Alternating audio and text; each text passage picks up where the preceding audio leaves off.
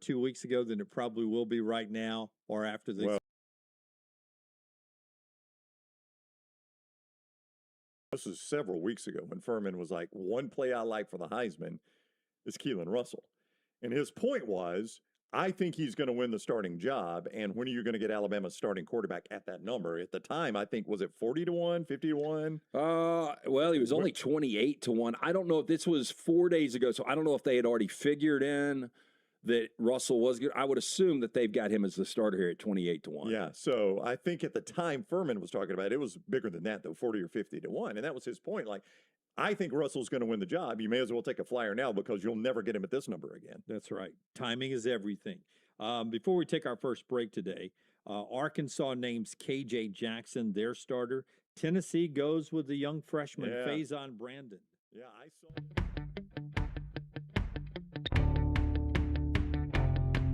Jim Dunaway, Lance Taylor, Ryan Brown, live. The next round is on now.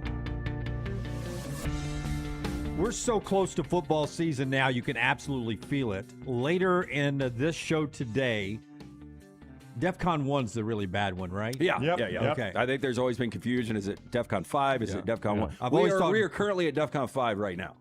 In America. Yeah. Are you certain in of that? the real world? Oh, 100%. That's normal. Yeah. Are we normal right now? Well, you're right. We might be at DEFCON 4. Yeah. You're right. Yeah. I mean, that's good point. We haven't been DEFCON 5 since the 70s, All right, maybe 80s. Oh, wow. According to the robot, we're on DEFCON 3. Oh, Okay. wow. Way to go, Lance. Yeah. Breaking news off the start. I've always thought DEFCON 5 sounds a lot worse than DEFCON 1. I agree. Well, the higher number, Yeah. but, I guess one can be the extreme depending on, are you counting down, you counting up? With all that said, I mean, it does make sense where our world is right now that we wouldn't be stable sitting at 5, but I didn't think 3. Yeah, I'm an anxious guy myself. I feel like I roll around the world always on DEFCON 3, so I'm modeling American security right now. We'll go college football fan bases later on who will be on DEFCON 1 if their team doesn't go over their win total. When we get there, I want you to be honest about your fan base, the team you cheer for, and it's not just Alabama fans. I'll say that up front. Alabama fans get painted all across the country. Put it this way. I did this exercise on Sunday, and I got up to like 7 or 8 teams, and I had to cut it off at 5 because we're doing 5. So there's a lot of fan bases that will be close to DEFCON 5 if they don't hit their win total. Like, it gets painted around the country that Alabama fans are at a different level than anyone else, and I don't think that's the case. Yes, did Alabama fans go crazy that they were ranked only 13th in the AP poll? Yes, but we'll get into some anxious fan bases later on. Maybe the worst fit ever in professional sports with Deshaun Watson. We'll get back into that a little bit. We'll start off with, is Lane Kiffin, is he okay being the biggest villain in college football this year? Because other than LSU fans who are watching us right now, as we get going here on Sport and State, presented by Hard Rock Bet. Other than LSU, is there anybody cheering for LSU now? They are at the forefront of bringing these NFL players back after bringing in 65 or whatever portal guys in. Lane Kiffin seems to be okay being the villain. Yeah, I don't know. I couldn't figure him out early, but I think he has accepted that role.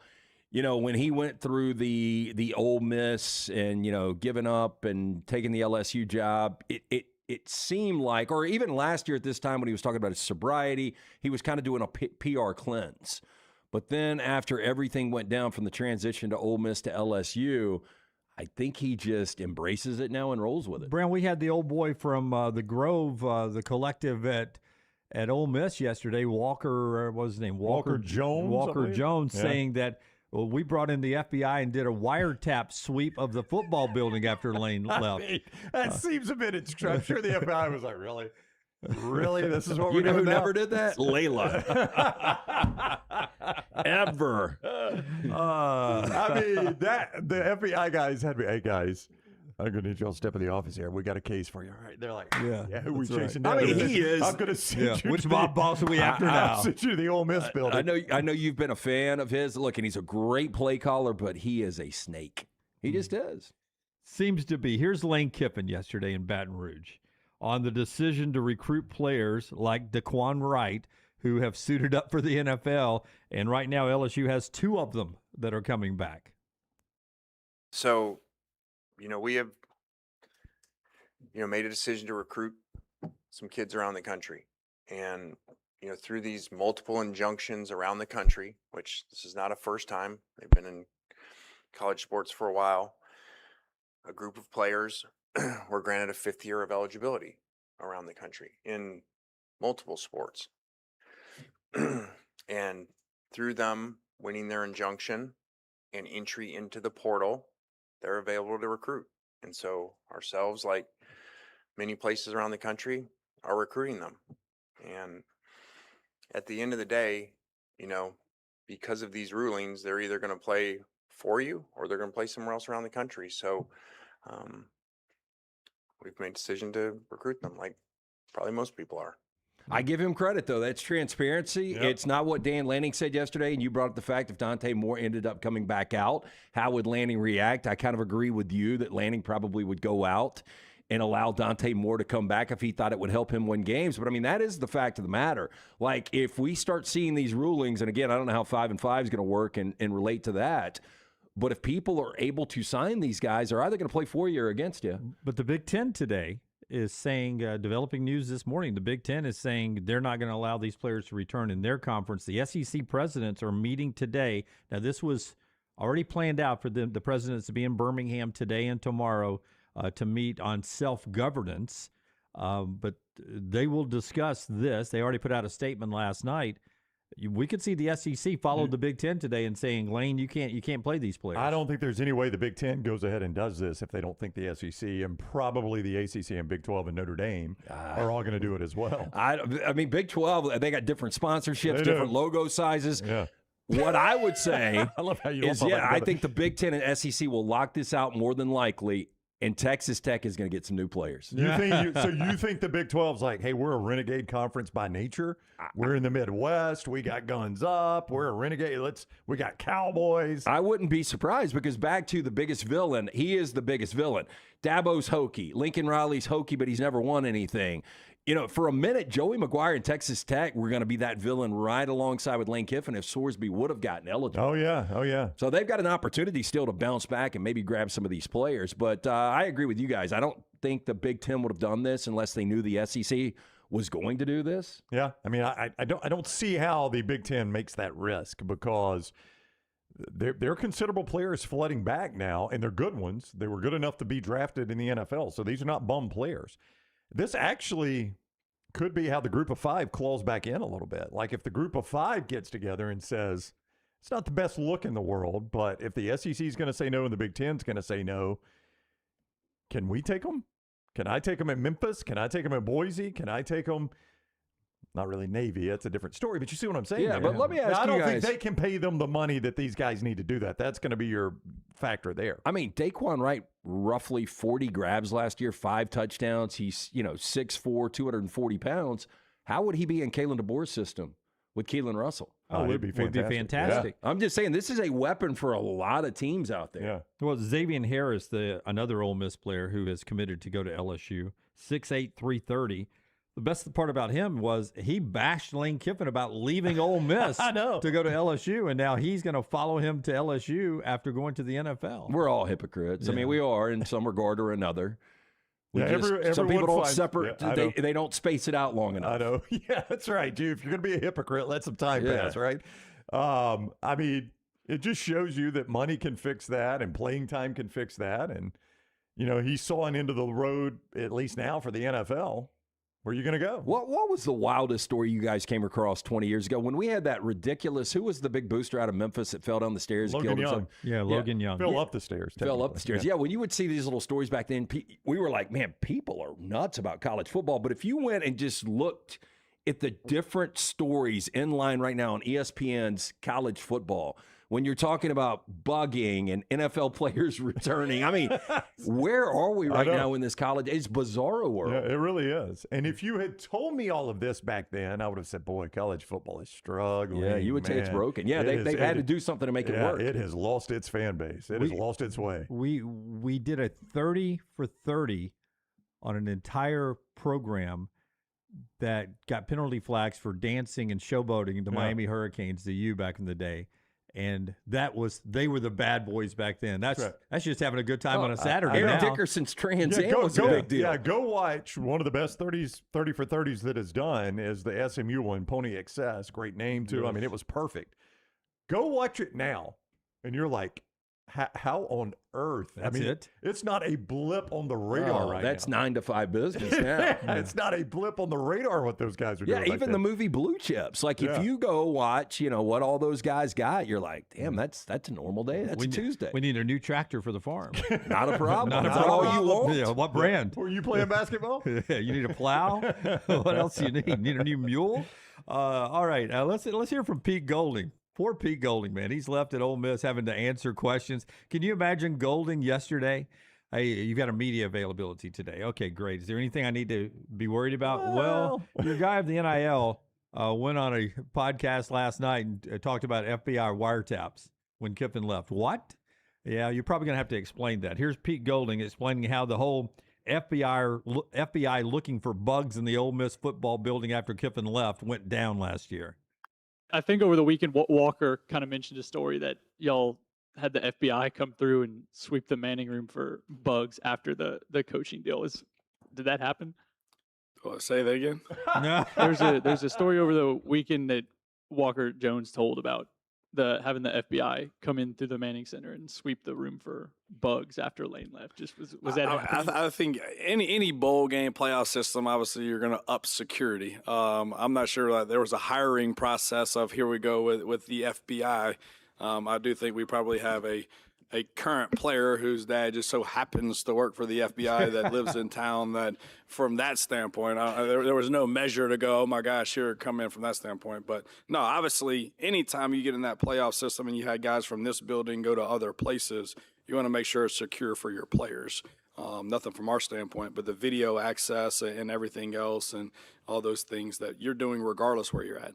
I mean, that's no different when, in the semis and the quarters, regardless where you're at for the hotels that you're staying in. Like, you've got to up the security. People are in and out, and you're sweeping trash cans. I mean, that's been done for the history of ball. So, no, there was no hiring process of, hey, let's get the FBI in here. Holy cow, let's start looking around. No, it wasn't anything like that. Paranoia will destroy you, right? Like I didn't know we were running through the Marriotts and the JWs at bowl games. I don't think we're doing that. Yeah, I've never heard of that, and we've had some paranoid coaches that we've known, and I've never heard of upped security measures. I would be shocked if this is not true now that it came on record, right? Oh, 100%. Yeah, I mean, they well, really even he did said, this. well, technically we didn't hire the NBA. We happen to have a current player whose dad is with the FBI, and he came by and maybe used his equipment. Maybe some of his buddies were with him. Yeah, students, that just a random student. Yeah. Hey, I know little Johnny in Biology 101. His dad is part of the bureau. Yeah, he wants to be in the FBI. It's crazy, the sound. Now, the Big Ten and other coaches having to answer this. Tyler, if you'll give me cut 9, here's Ryan Day. Now, this was yesterday. Ryan Day, the head coach at number 1 Ohio State, getting asked about NFL players returning to college football. His conference now has passed a rule that doesn't allow players to return from the NFL to his conference, and here's why maybe that rule was okay with Ryan Day. Yeah, I told myself I would stop saying that this is crazy because it's just, it sounds, so I'm not going to say that. But to think that we're in a situation where we're this late in the season and our rosters are not locked in is frustrating at the very least. But if there are teams that have some players out there who are cut from NFL rosters that are going to be on other teams, we have to at least consider it and look at it. Do I like anything about it? Absolutely not. But we got to do what's right for Ohio State. So it's sort of a day-to-day thing right now. And like anything, we're just going to try to adapt. But I think we would all agree, maybe not everybody, but that, there has to be a certain point where your roster gets locked in. But whenever I heard that we were in a meeting and someone says, LSU just got a commitment from the Browns tight end, I said, we are certainly in a different world right now. I mean, I will say this, both he and Kiffin are pretty honest in that saying, Kiffin was a little more aggressive than Dave, but both of them are like, if everybody else is going to do it, we're going to do it too. Yeah, that's what I don't understand. What they're saying. Like, I like when it's equitable. And look, in college football is not equitable in the sense that Ohio State is McDonald's and there's other checkers out there, brands. So, like, the budgets are always going to be different. But if you just have a universal rule that's pretty simple, once these guys have gone to the NFL, once they're a professional, they can't come back. I understand this is professional football to a degree now, but if you all go by that universal rule, then everybody abides by it. As Volfan 2053 says in the YouTube chat, the guy who went out and spent $35 million on a roster the first year is shocked things are escalating quickly. I mean, that is true of Ryan Day. Remember, we didn't even believe that. It was $30 million when they came out with Will Howard and Chip Kelly, and we were all like, man, there's no way $30 million. And now that's child's play. Doesn't get you in the top 10. It's minimum wage. Hey, I was right. We have some quarterback battles that have been settled now, and we have one developing this morning. I'm really surprised at one of these. And Brooks, give me Brooks' microphone. Brooks said my favorite phrase in broadcasting for 35 years. I love it. It doesn't happen often up here for sure. It doesn't happen often. Doesn't happen with Maggie Dunaway either much. It doesn't happen with Maggie Dunaway either. What phrase did you use this morning? You were right, Jim. You were right, Jim. What was I right about, Brooks? That Blaze, how do you say his last name? Berlowitz is the starting quarterback for the Vanderbilt Commodores. I've never heard you say this. Oh, you must have been off. Yeah, I must have been. He said it multiple times. Okay, I do. I remember because he said, I got a feeling that this guy's going to wind up beating I don't out understand it. Look, I know Tim Beck's got familiarity, and they're trying to recapture this Diego Pavia magic, a guy coming from New Mexico State. He doesn't have the experience. Jared Curtis is the money that you've invested in. You have a buffer year if you're Clark Lee. I don't think Berlowitz is going to go out and wow the SEC. Why would you not play the future? If Jared Curtis is as good as everybody believes, he's playing 3 years and he's gone anyway.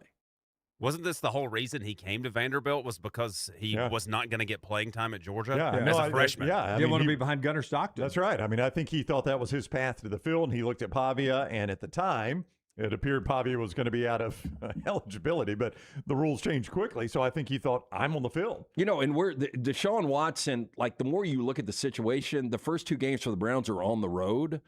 So you understand, like, throwing Shador out there 2 road games to begin the season might be a little more difficult for him than Deshaun. This is what's weird is Vanderbilt opens up with Austin Peay. It's a great opponent for Jared Curtis to go out, get the reps, build confidence before you get into SEC play. None of this makes sense to me, but look, I mean, I don't think Tim Beck and Clark Lee would make this decision if it wasn't in the best benefit of the team, but it just is weird to me. But good call from you. I never saw this coming. Yeah, I'd just been paying attention to Vanderbilt in the spring and then in camp, and they just kept raving about this guy because of his knowledge of the playbook. They'd been with him from New Mexico State. They came over with the coordinator, and I just had a gut feeling that it was closer than people said. I'm like you guys. I thought eventually you just got to go with the 5-star. I mean, we're talking they about they probably will. They probably will. I just think we're conditioned to think when Vanderbilt gets a 5-star quarterback that they took from Georgia that he's going to play day one. I mean, why would you not have thought that? I mean, that was just the natural assumption, right? That's right. Vanderbilt has got. This is not Ohio State stealing a 5-star from, or Alabama, or Texas. This is Vanderbilt doing it, so you just assumed he was going to start right away. And where did we see him on set a couple of months ago? Like, I don't know if it was one of the big shows on ESPN or SEC Network, but I mean, he was running around with a football. I think he was up on McAfee's show, wasn't he? Was he on McAfee's he was. show? Yeah, that's where he made the announcement. Yeah. So, like, you're on. I mean, just, no, it was with the comedian that's paying for him. Oh, Nate Bargatze. Yeah, that's right. He and Nate Bargatze were on McAfee's show. Yeah. But, I mean, you look at this schedule. The comedian that's paid for, I mean, the world of college football right now is so crazy. It is. The Vanderbilt quarterback that the comedian is paying to play at Vanderbilt. Yes. I will back this up, though. So they open with Austin Peay. Week 2, they've got Delaware. So is there a chance Berlowitz starts Austin Peay, Curtis starts Delaware before they get to NC State, the buffer before they play on the road in Jordan-Hare against Auburn to begin the SEC schedule? NC State's going to be a bear of a game for them. So you got to have it figured out. But do you think there's a possibility that Curtis would start against Delaware? At least what you're saying is at some point, does Blaze start the season and finish the season as a starter? I don't think so. Yeah. I don't know when that switch becomes Jared Curtis. But well, in the NFL, you hear, deep in October, November, when you're kind of out of the playoff race, is when you see some of these rookie quarterbacks come in. What you expect from Mendoza in Vegas, right? Yeah, and with Vanderbilt, I mean, after their first 3 games, they should be 0-3 in the SEC, and they're pretty much done, right? I mean, they lose at Auburn, they lose at Georgia, and they lose at home with Ole Miss. You're 0-3 in conference. At that time, you got to roll him out. Got to roll him out. All right, a lot to get to as we get going today. One NFL, I'm bad at uniforms. Before we take our first break here on Sport and State today, the next round presented by our friends at Hard Rock Bet on Sport and State. The Ravens have new uniforms. Forrester is our uniform guy. Can I get Forrester's mic? Forrester, it was hard for me to tell the difference in these uniforms. As you look at these uniforms, can you tell me how different they are than what the Jim, Ravens? come back to me. I haven't pulled them yet. Okay.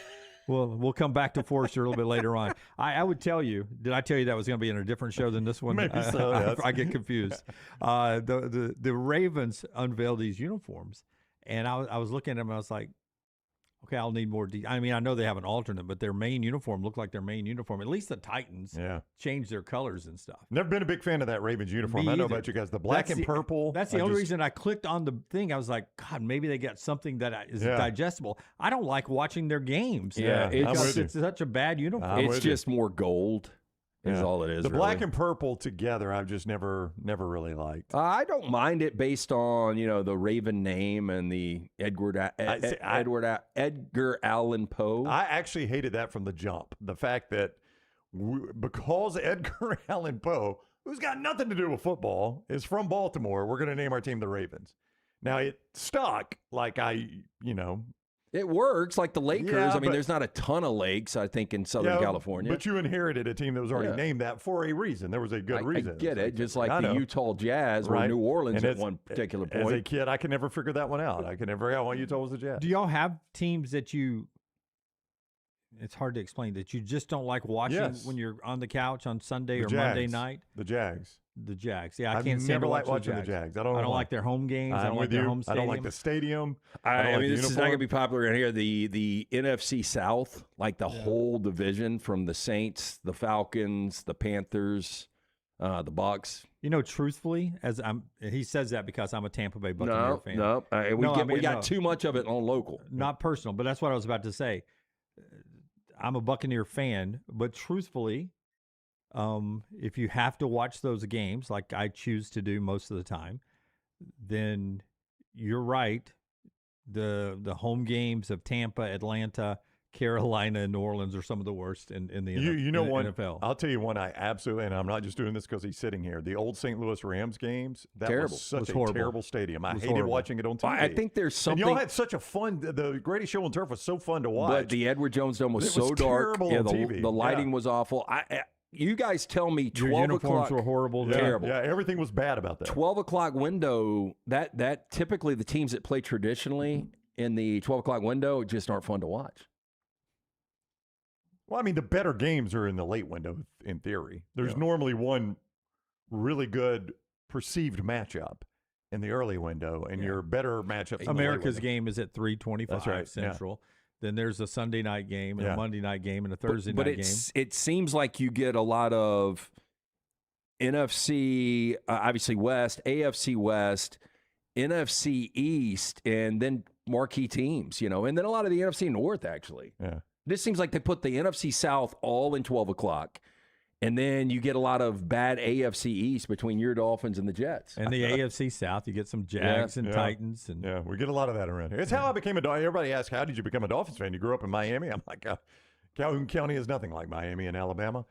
But it was because of TV. Like the Dolphins were the only Southern AFC team then. There was no Titans, there was no Jags, so the Dolphins were on TV all the time. Yeah, and people TV dictated how I became a fan. Proximity with the Falcons. A lot of Falcons fans. It's not that. No. It's how many people are actually going over to the old Fulton County and then the Georgia Dome and now Mercedes? It's the simple fact that Fox has got them on at noon every other week. Worst fit in pro sports history. It could be Deshaun Watson as the starting quarterback for the Browns this year, but throw out some other names. Think about it in the break. This is the next round presented by Hard Rock Bet right here on Sport and State.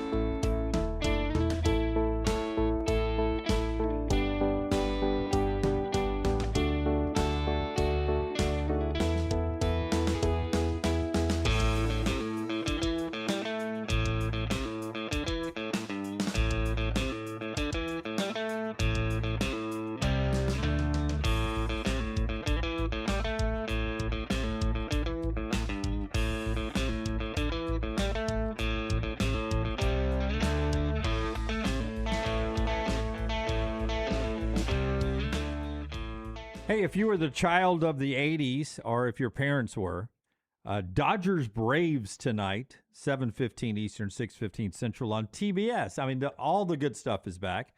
Dodgers Braves tonight, TBS in baseball.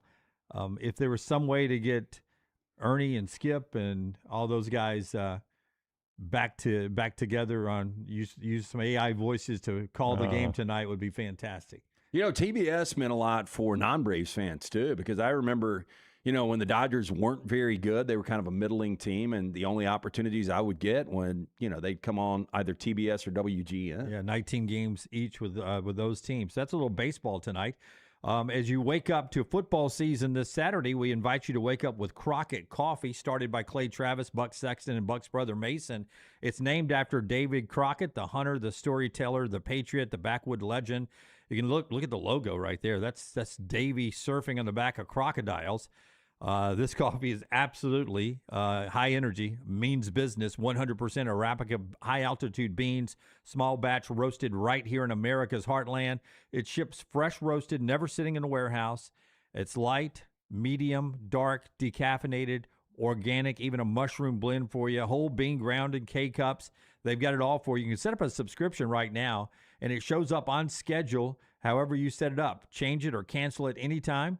As the free market intended. You can cancel it anytime you wanted to. Free shipping on orders of $59 or more, and there's a discount for veterans always. And Crockett partners with Tunnel to Towers, building mortgage-free homes for the families of fallen service members and for those injured veterans and first responders. Good coffee, made in America, doing some good as well. CrockettCoffee.com to get more details or to get your subscription set up.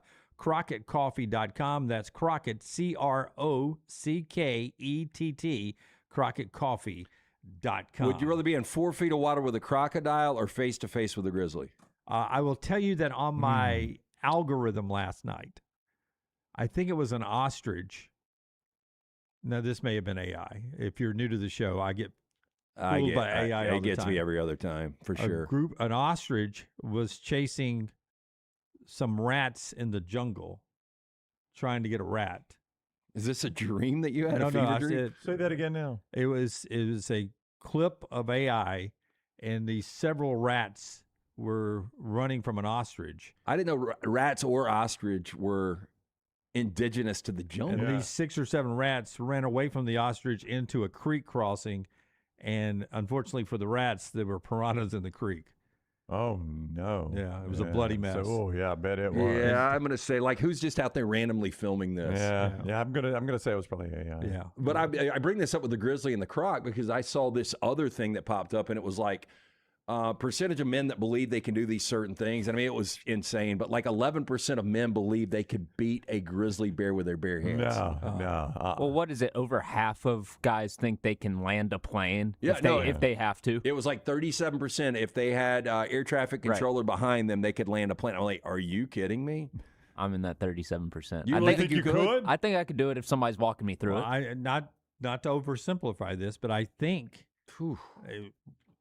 think the automatic pilot nowadays on commercial airlines can take you down to everything but touchdown, and it may even be able to do touchdown. Yeah. I don't know if you know. It seems like all every you gotta other do one is of just my land it. That's right. Every other one of my touchdowns is you kind of bounce. Yeah, that's because we use and an then you'll automatic get the pilot. clap, the obligatory, like we made it. Like Tyler, if you're landing the plane, I don't feel like the bounce is really going to. I don't shift understand back. the clap. I don't either. Because like that is my bare minimum is. is you're getting me on the ground. Right, yeah. You know, you're getting me off the ground and on the ground. I'm not going to clap for that. Yeah. That's Well, I will tell you, Brown, regardless, after every takeoff, eventually you're going to be back on the ground. That's right. Is it? But Yeah, my just bare the- minimum is it's on the wheels. Yeah, disaster or not, That's but right. you're going to be back on Earth at some point. But I'll tell you, the guy that and Forster turned us onto that documentary. And by the way, I got on, and when the viewing menu comes up, I'll tell you about the documentary that our man Tom Luganbo got me on last night that he brought up on the show. But was it Sky King or Air King? The guy that just had video game training hijacks the Air Alaska or whatever, and ends up doing a barrel roll. Now, Seattle Sky King. Yeah, unbelievable. He was committing suicide, though, right? Eventually. Yeah, he really wasn't planning on landing the plane. I don't know if he could have or couldn't have, but I would assume if he did a barrel roll, he probably could have given it a good At shot. that point, landing. you're under no pressure. Harder to take off or to land? I would say I would take say off. take off. No, I'd say take off. Yeah. I'd say taking off. I would too. say take off. Because if you don't hit the speed, you don't get the lift, and you're in the trees at the end. Yeah, but as long as you've got enough space to get the speed, you should be good. You say but that. landing. But landing, you're going to land. It might not be clean. I don't define crashes. I know when they say crash landing. No, the landing is on the wheels. What's more stressful for you guys, the takeoff or the landing as a passenger? It's takeoff for me 100%. It's takeoff for me, and then after the landing, it's actually the braking of going for however fast it is. We're on the ground until we come to a stop because you're braking hard there. Yeah, I feel tires like can blow. That's right. Axles can snap. Wings can come off. Yeah, I feel okay. I feel survival's 50-50 at that point. So I do feel better once you touch Well, I guess it would be you either live or you don't. Yeah, So that is 50-50. 50-50 Yeah. if you want to look But at I'd say it. that's that a way. high speed. That would be a high speed crash. You need some Crockett coffee. You're in a smart-ass mood today. I'll go ahead and tell you. Yeah, 50-50, live or die. Hey, Deshaun Watson's the starter in Cleveland. And it just got me thinking because he's called out that fan base. He was booed every time he touched the ball the other day. Has there been a worse mismatch in professional sports history than Deshaun Watson as the starting quarterback for Cleveland when they're booing him all the time? Well, only Will Levis has got the worst QBR rating over the last 3 years than Deshaun Watson with all this money. But one that sticks out for me, Steve Spurrier, when he left Florida and went to the Redskins, that fit never made sense, and he thought he was going to make it like Gainesville North, and all of these Florida players would come up there, and they would magically be able to get this, this rhythm back together, and it just never worked out. And I Didn't he put a whole Florida quarterback room together when he was there? it was Werfel, Shane Matthews, Werfel, and was Grossman? No, Grossman was in Chicago. Yeah. But yeah, I mean, I think he did. I think it was a whole. You Florida guys would quarterback give me room. that never seemed to be a good fit. It did not, and we've brought this up often because he's bounced around since then. But I will never forget when it was just me and Dunaway doing radio, and Rich Rodriguez was being introduced, and he was standing in front of that Michigan. Rich Rodriguez was one of those guys. Like, I don't know if y'all knew this guy growing up, that if somebody died or somebody got married, he looked like he was wearing a suit for the first time. That's right. And that's what Rich Rodriguez looked like on that day. It was like you drug the mechanic out from under the Chevelle, and you told him, wash your hands and put this suit on. Yeah. I mean, he was just so uncomfortable. God, with this his thing's suit. tight on my neck. I know. It's like I know. Ever since like I've a seen shackle. Yeah. So, I mean, and standing in front of that Michigan logo just did not look like Rich Rodriguez. One I think of, though, those are just misfits. I don't know if you guys remember this, but I remember it. Blackjack McDowell, the pitcher, you remember him? Had the really good years of the White Sox. He was with Scott's White Sox, but he eventually, I think, went to the Yankees. And remember, he was leaving the mound and flipped off Yankee Stadium. Oh, that's right. I don't know if y'all remember that. I remember that, yes. Blackjack McDowell's getting booed off the mound, and as he's walking out, I mean, he does the #1 salute to all of Yankee Stadium. And man, when you're wearing the pinstripes and you're flipping off Yankee Stadium, that's about as bad as it's going to get. Well, see, I remember this happening. Everyone does, because it ended up being fairly successful.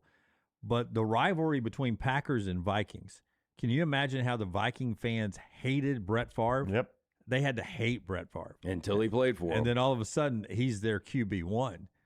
So I'm wondering if taking them to the NFC Championship game. Yeah. Almost to the Super Bowl. I wonder, in these first two games before they play a home game, can Deshaun Watson win Cleveland fans over with a couple of wins? Oh, yeah. I mean, they open up with my Buccaneers, I believe, right? No, they open up with Jacksonville, then they go to Tampa. Okay.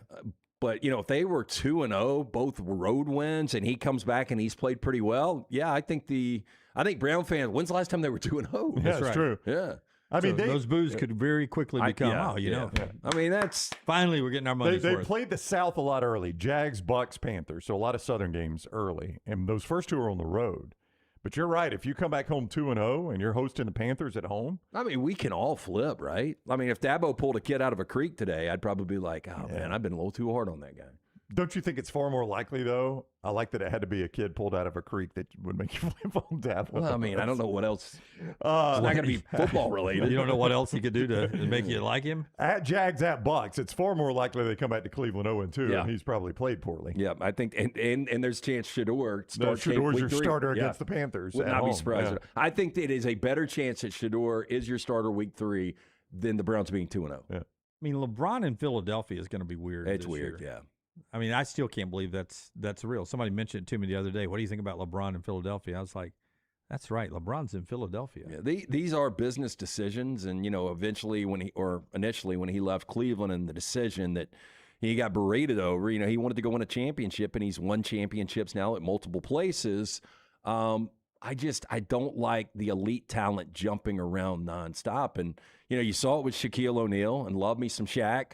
Don't really like LeBron, but it's again business decision. But I love when an elite player is able to stay with one organization forever, i.e. Kobe Bryant. Smuff wants to know what Sark would have to do for you to flip on him.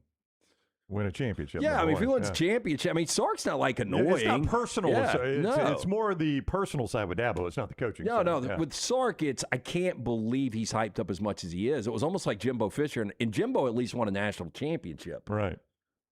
Pretty special year coming up for Aaron Rodgers. This is his last year, right? Got to be. Yeah, he said it. He did. Yeah. He said it, but he said it before. He's retired before. But there are a couple of categories, CBS Sports has listed them, that he could move up realistically all time this year. He can become a member of the 70,000 passing yard club. He's got 66,274. It's going to be hard for him to jump up on that one. He still is, what is that, a little over 5,000 yards? Yeah, boy, they'll be in the Super Bowl. Up. Yeah, they'll be in the Super Bowl if he does that. But right now he's 5th all time in passing yards. Is that Brady and Breeze the only two in that club? Is that right? It is Brady, Breeze in the over 80,000, and then over 70,000 is Peyton Manning, Brett Favre. Okay. And then Aaron Rodgers is next. Matthew Stafford right behind him. Well, a couple of thousand behind. I wanted to ask you guys this, because there was a time, I think we all agreed, like technically, surgically, the best quarterback we've ever seen is Aaron Rodgers. Now, he's won 4 MVPs. He's only won 1 championship. I think the opinion has changed over Aaron Rodgers the last 4 or 5 years. If Matthew Stafford won back-to-back MVPs and won a Super Bowl this year, are there some people that believe Stafford's a better overall quarterback career-wise than Aaron Rodgers? How many Super Bowls does Stafford have? It would be 2. So it would be 2-1. 2, yeah. But then the MVPs would be 4-2 Rodgers. See, I don't get hung up on the MVPs as much as I pay attention to the Super Bowls. MVPs are important, don't get me wrong, but ultimately you're not playing to win the MVP, you're playing to win the Super Bowl. Yeah, I get that, but Nick Foles has won 1, Dilfer's won 1, Plunkett's won a couple. Oh, they have, but they haven't won multiple. Eli's won multiple, actually. But you're misunderstanding me though, Lance. They've won Super Bowls, and it goes with the amazing stats. Like Dilfer doesn't have amazing stats. Plunkett doesn't have amazing stats. With Stafford, you'd be matching 2 Super Bowl wins with amazing stats. Yeah, and that's why you said Stafford's numbers are right behind his. I don't know how close they are. For touchdown passes, Aaron Rodgers is only 12 behind Peyton Manning, 3rd all time. Aaron is 4th. So chances are really good he's going to pass him and become 3rd all time in touchdown passes behind only Brady and Drew Brees. If he plays half season, it's inevitable. Yeah, so that's a pretty big category. Most regular season wins, he's 2 behind Ben Roethlisberger, ironically. That'll move him into the top 5 all time.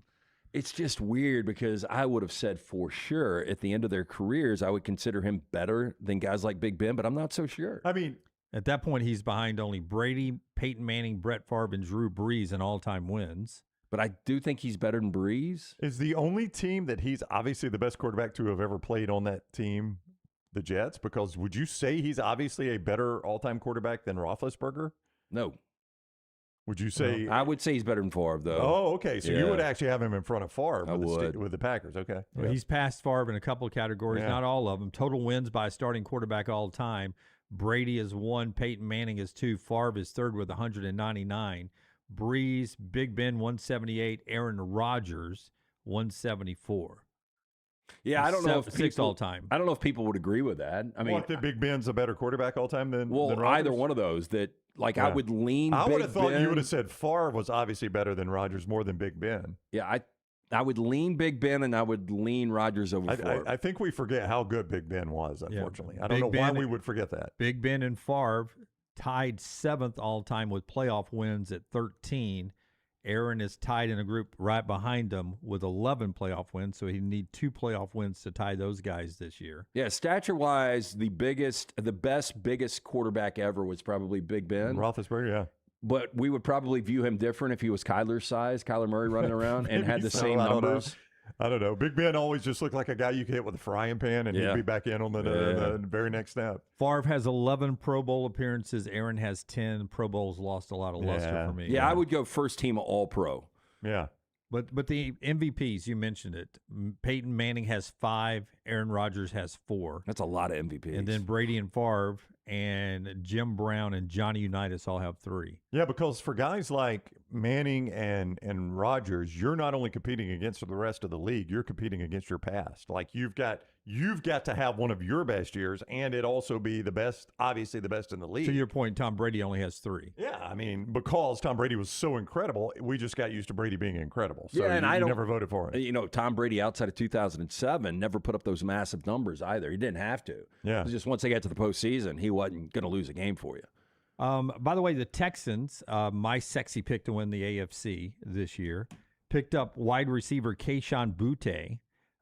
Do I say that right? Is it? I mean, he played at LSU, so I throw Boutte on the end. Kayshon Boutte. I don't think it's Booty like the Booty brothers, Josh and General and all them. Kayshon Boutte from New England, the Patriots. They didn't give up a lot. They needed to replace the injury to Jaden Higgins. And Kayshon, 33 catches, 551 yards last year, catching balls from Drake May. So it's a little weapon to plug in place of Higgins there for the Texans, trying to help C.J. Stroud out. Well, yeah, they need – I mean, Nico Collins has got to stay healthy for a full 17. Woody Marks is going to really have to make that jump this year. And, you know, C.J. Stroud ultimately has just got to play – you know, mistake-free football. We saw, like, if he doesn't turn the ball over, was it 4 or 5 times against New England? They probably win that game, and then they go into Denver against Jared Stidham. And can you imagine Stidham going against that Houston Texans defense in the snow? God. Yeah, I mean, the Texans, good chance, you know, they go to a Super Bowl if you don't have the meltdown. So it is nice they're getting Stroud weapons, but ultimately, you know, Stroud has been his own worst enemy.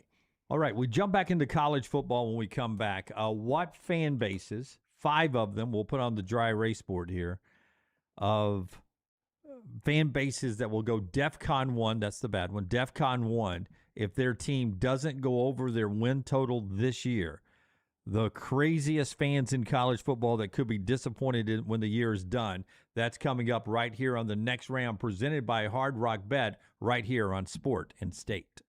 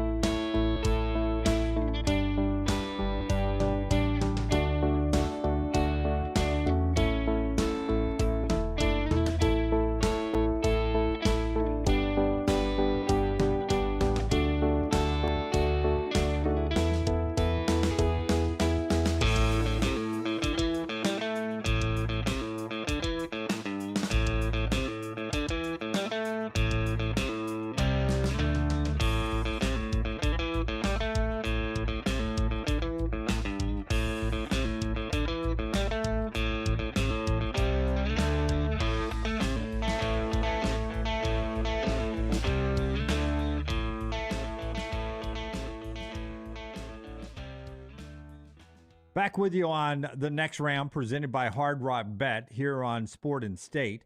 Brandy's going to tell us about XXXY here in just a second. Don't forget, Week 0 games start this week, and what is the best Week 0 slate of all time should be noted, Brownie. It's also the last Week 0 of all time, in my opinion.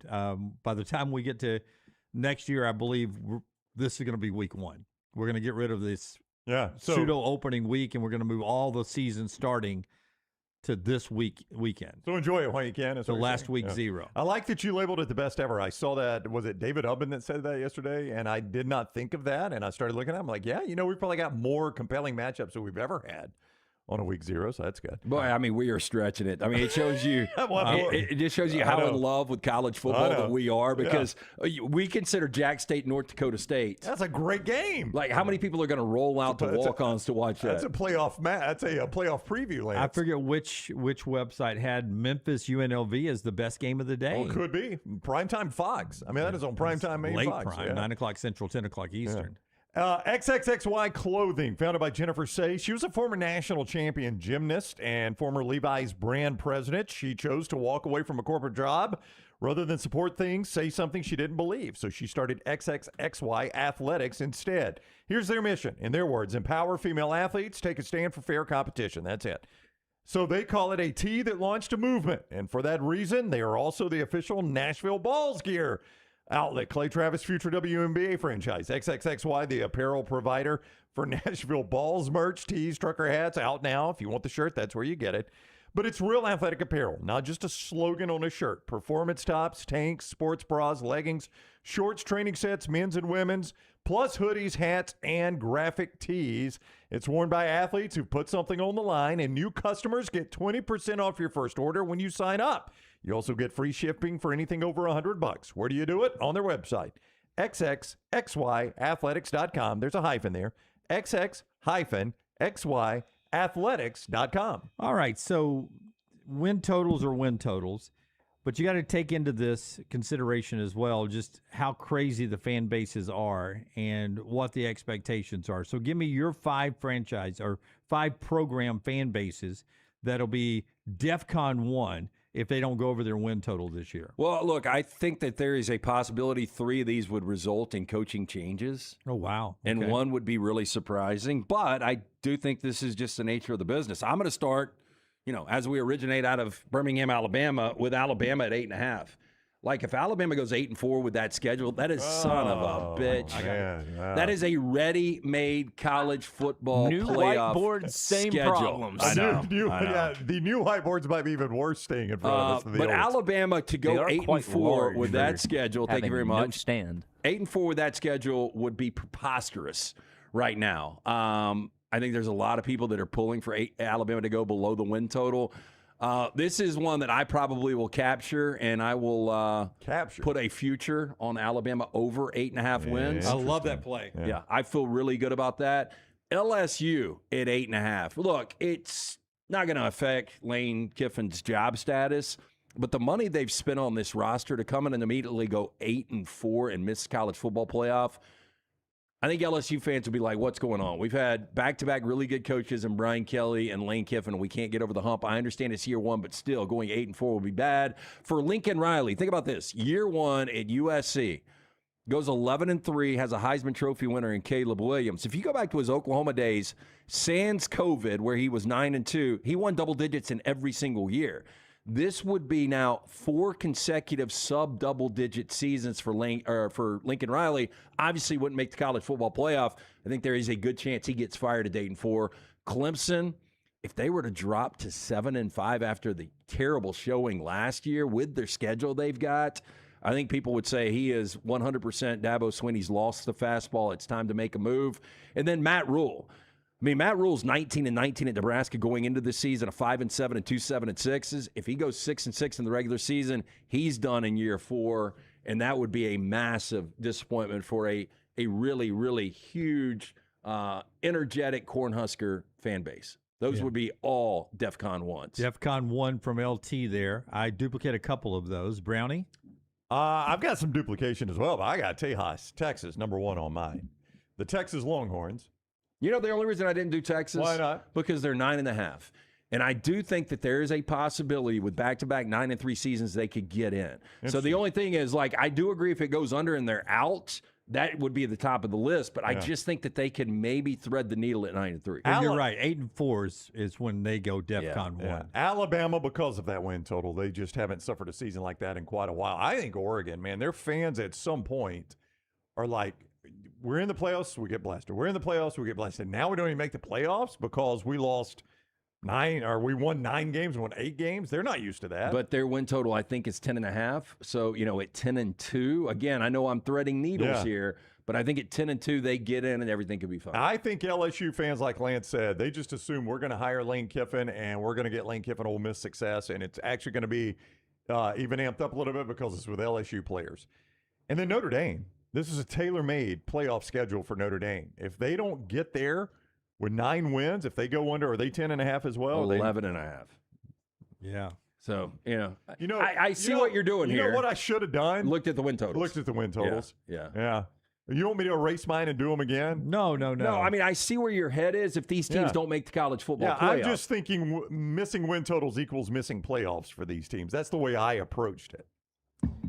Here's mine. I'm with you, LT.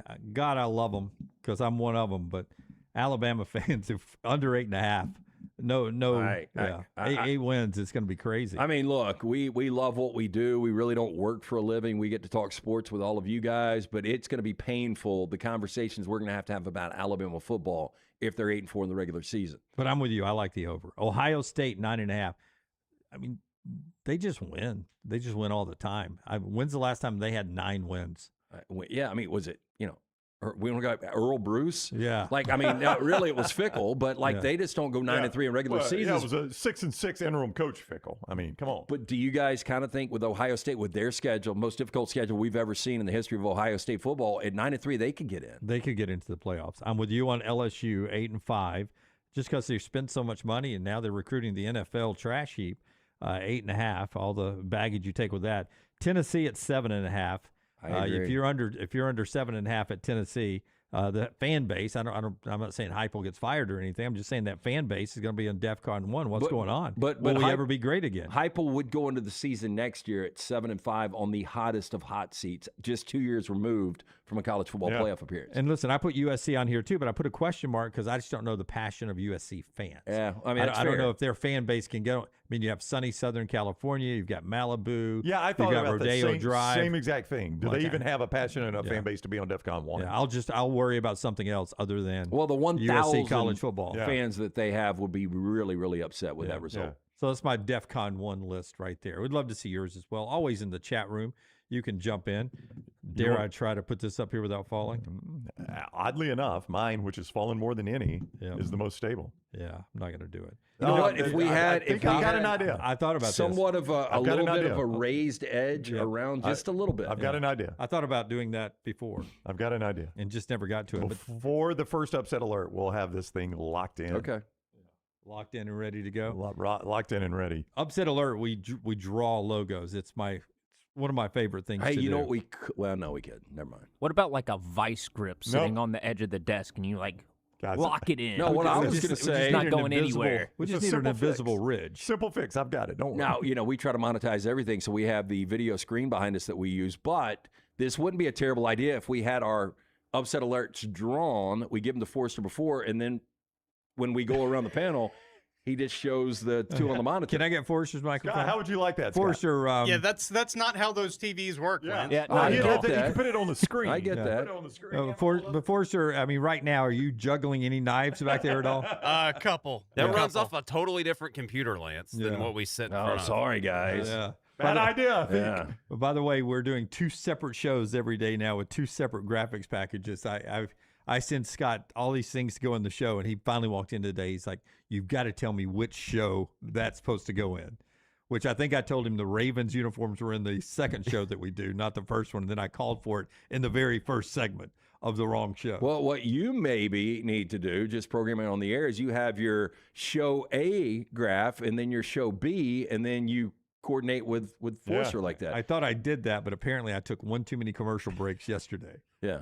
Yeah. And Brooks, I understand it's a different screen, but I think we've got a special ops guy back there, right? Special Isn't that you, ops. Tyler? Yeah, Tyler's special ops. Yeah, I think special ops that can figure falls that in your out. category. Hey, by the way, for everyone who listens to our show on the app, our Next Round app now has the audio available for you, uninterrupted audio.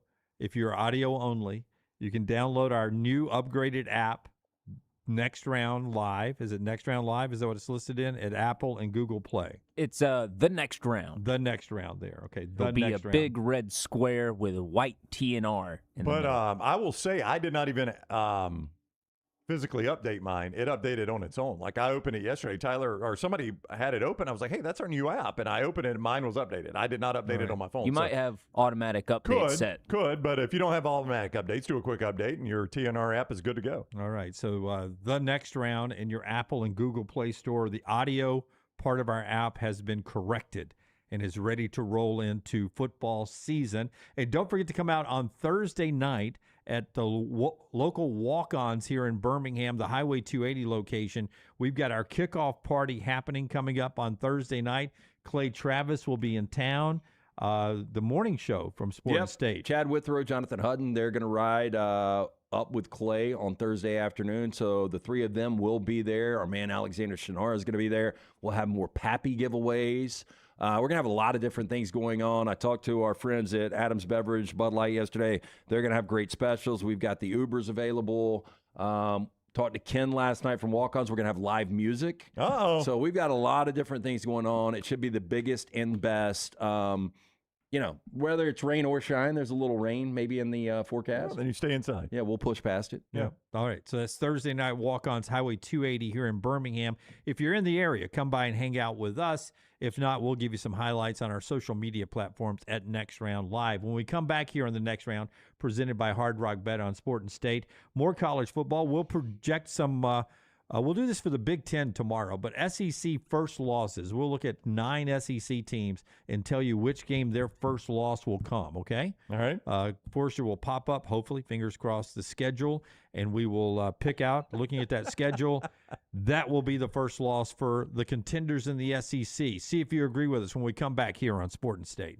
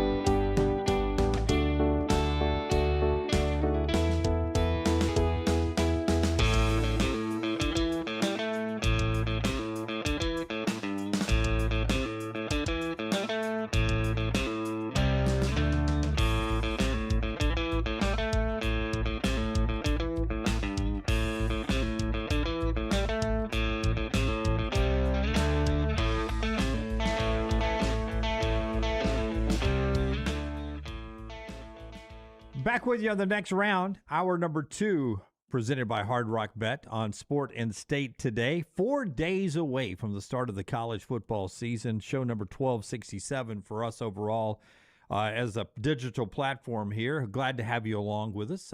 Originating from Birmingham, Alabama. That's Ryan Brown, Lance Taylor, Jim Dunaway, Tyler Brooks, and Forrester behind the big glass here today. Always jump on our social media platform at Next Round Live on all the platforms, including X, Twitter, Instagram, and TikTok right there. And, of course, you're watching us on YouTube. Like and subscribe, whatever platform you're on today. We're glad to have you along as we get ready for college football coming up this weekend. Finally glad to watch the games. In the first hour, we talked about all the NFL players and how the Big Ten now is banning NFL players coming back and playing for college. The SEC presidents are meeting today. They were scheduled to do this anyway, but now this becomes on the forefront. But we're going to talk more on the field action. We did get Aaron Philo named the starter down at Florida yesterday. We've got some other named quarterbacks. We've already told you about Blaze being the quarterback at Vandy. Northwestern goes with Aiden Childs, one-time Oregon State, one-time Michigan State starter, right? Yeah, started 20 games in his career, and I thought Childs was going to be a lot better under Jonathan Smith than he was last year, but it seems like Northwestern has one of these guys every year that's got a little bit of experience playing from another team, coming in from the portal, and they always turn out very average. Yep. So, and Tulane named their starter Zion Chris Gramillion. I like that name. Duke Walker Eggett. He's a starter there at Duke. Seems to be a step down from Mensa, but we'll see. And Oregon State went with Brendan Atkinson. He comes from, I believe, Mercer, and he's now the starter at Oregon State. Some more starters named yesterday in college football. All right, let's name some first losses if we can. We'll just look at the schedule and on the fly where the first losses is. Forster's going to randomly throw up an SEC team schedule, and we'll pick the first losses here. Let's try to remember where the first loss is so we don't And this is where we cross ourselves up again. Yeah, it can't be like Ole Miss and LSU the same weekend. Yeah. All right, Forrester, give us the first schedule. Oh, we'll start with Alabama. The Crimson That Tide. is going to be October 10th. Hyped up game against Georgia. Georgia finally exercised the demons in Atlanta last year. I think Georgia is the cream of the crop when it comes to the SEC this year, and I think Alabama has handed their first loss after a 5-0 start that they must have. White is home games on our schedule, so that's in Bryant-Denny Stadium on October the 10th. That's where I would go to, Brown, but Georgia winning in Tuscaloosa last time was Matthew Stafford dropping it down the chimney in overtime. What a throw. Yeah, that was it. Saban's first year, 2007. Yep. Yeah, I'll put Georgia as well. I am going to take Texas A&M.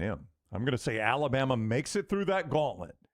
They make it through that gauntlet, and they get to the game before the bye week, and they drop, and unfortunately for the fans, homecoming against Texas A&M. I think they beat Georgia at home. They win at Tennessee, and Texas A&M is Bama's first loss. Well, you are taking drama out of the Alabama fan base back to our DEFCON 1 and that under 8.5. If they open the season at 7-0, all the stress is off because there is no way they miss a college football playoff. It's just not. I mean, because you would have even a game in hand, and all you'd have left is at LSU, at Vandy, host Chattanooga, host Auburn. Yeah. With a game in hand, I mean, you could still drop another one and make the playoffs.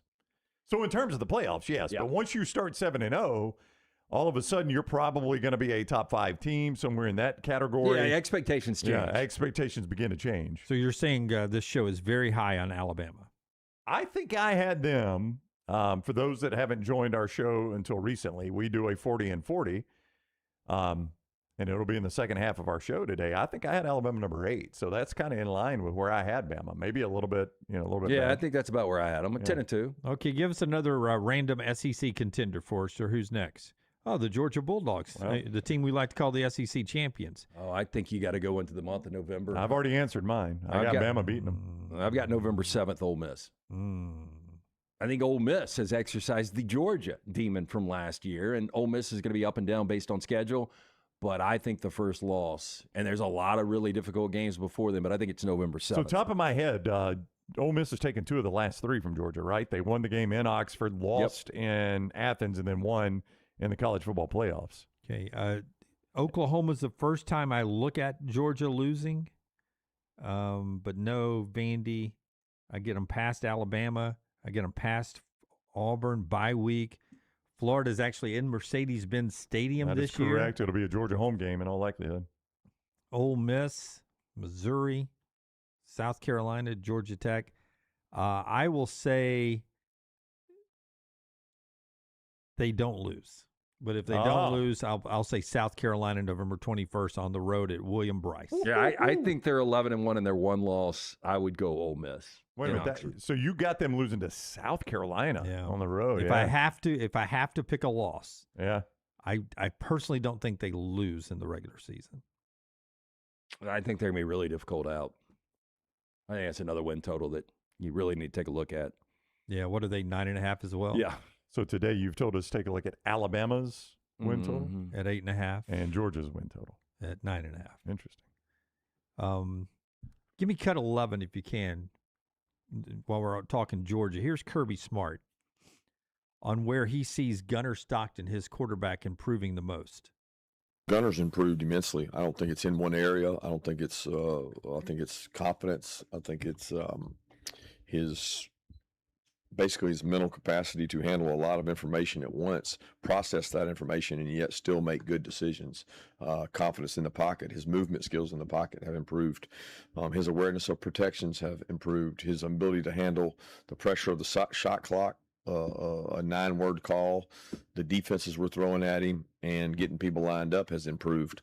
But he's done some good things this camp. You can see his growth kind of in a lot of areas because some of it's leadership, some of it's mentorship, and some of it's just throwing ability and getting the ball downfield. So pleased with Gunner's growth and really pleased with his work ethic. You know what that sounds like?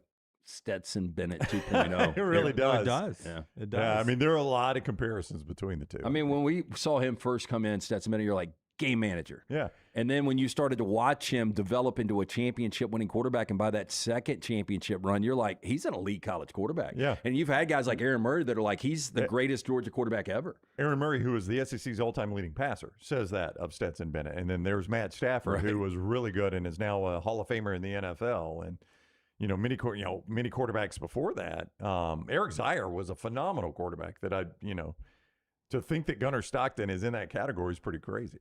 Give us a random SEC schedule again. Texas. Welcome. I am going to say this is going to be so Texas-like because I think they open 4-0. They beat Ohio State.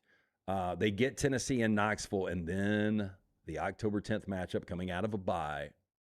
That game is so unpredictable each and every year. I think Oklahoma gets them. Brownie, I think Ohio State gets them. Week 2, September 12th in Austin. Yeah, but you're going just SEC, aren't you? I was going first loss. First loss. Okay. Do you think it's Ohio State still?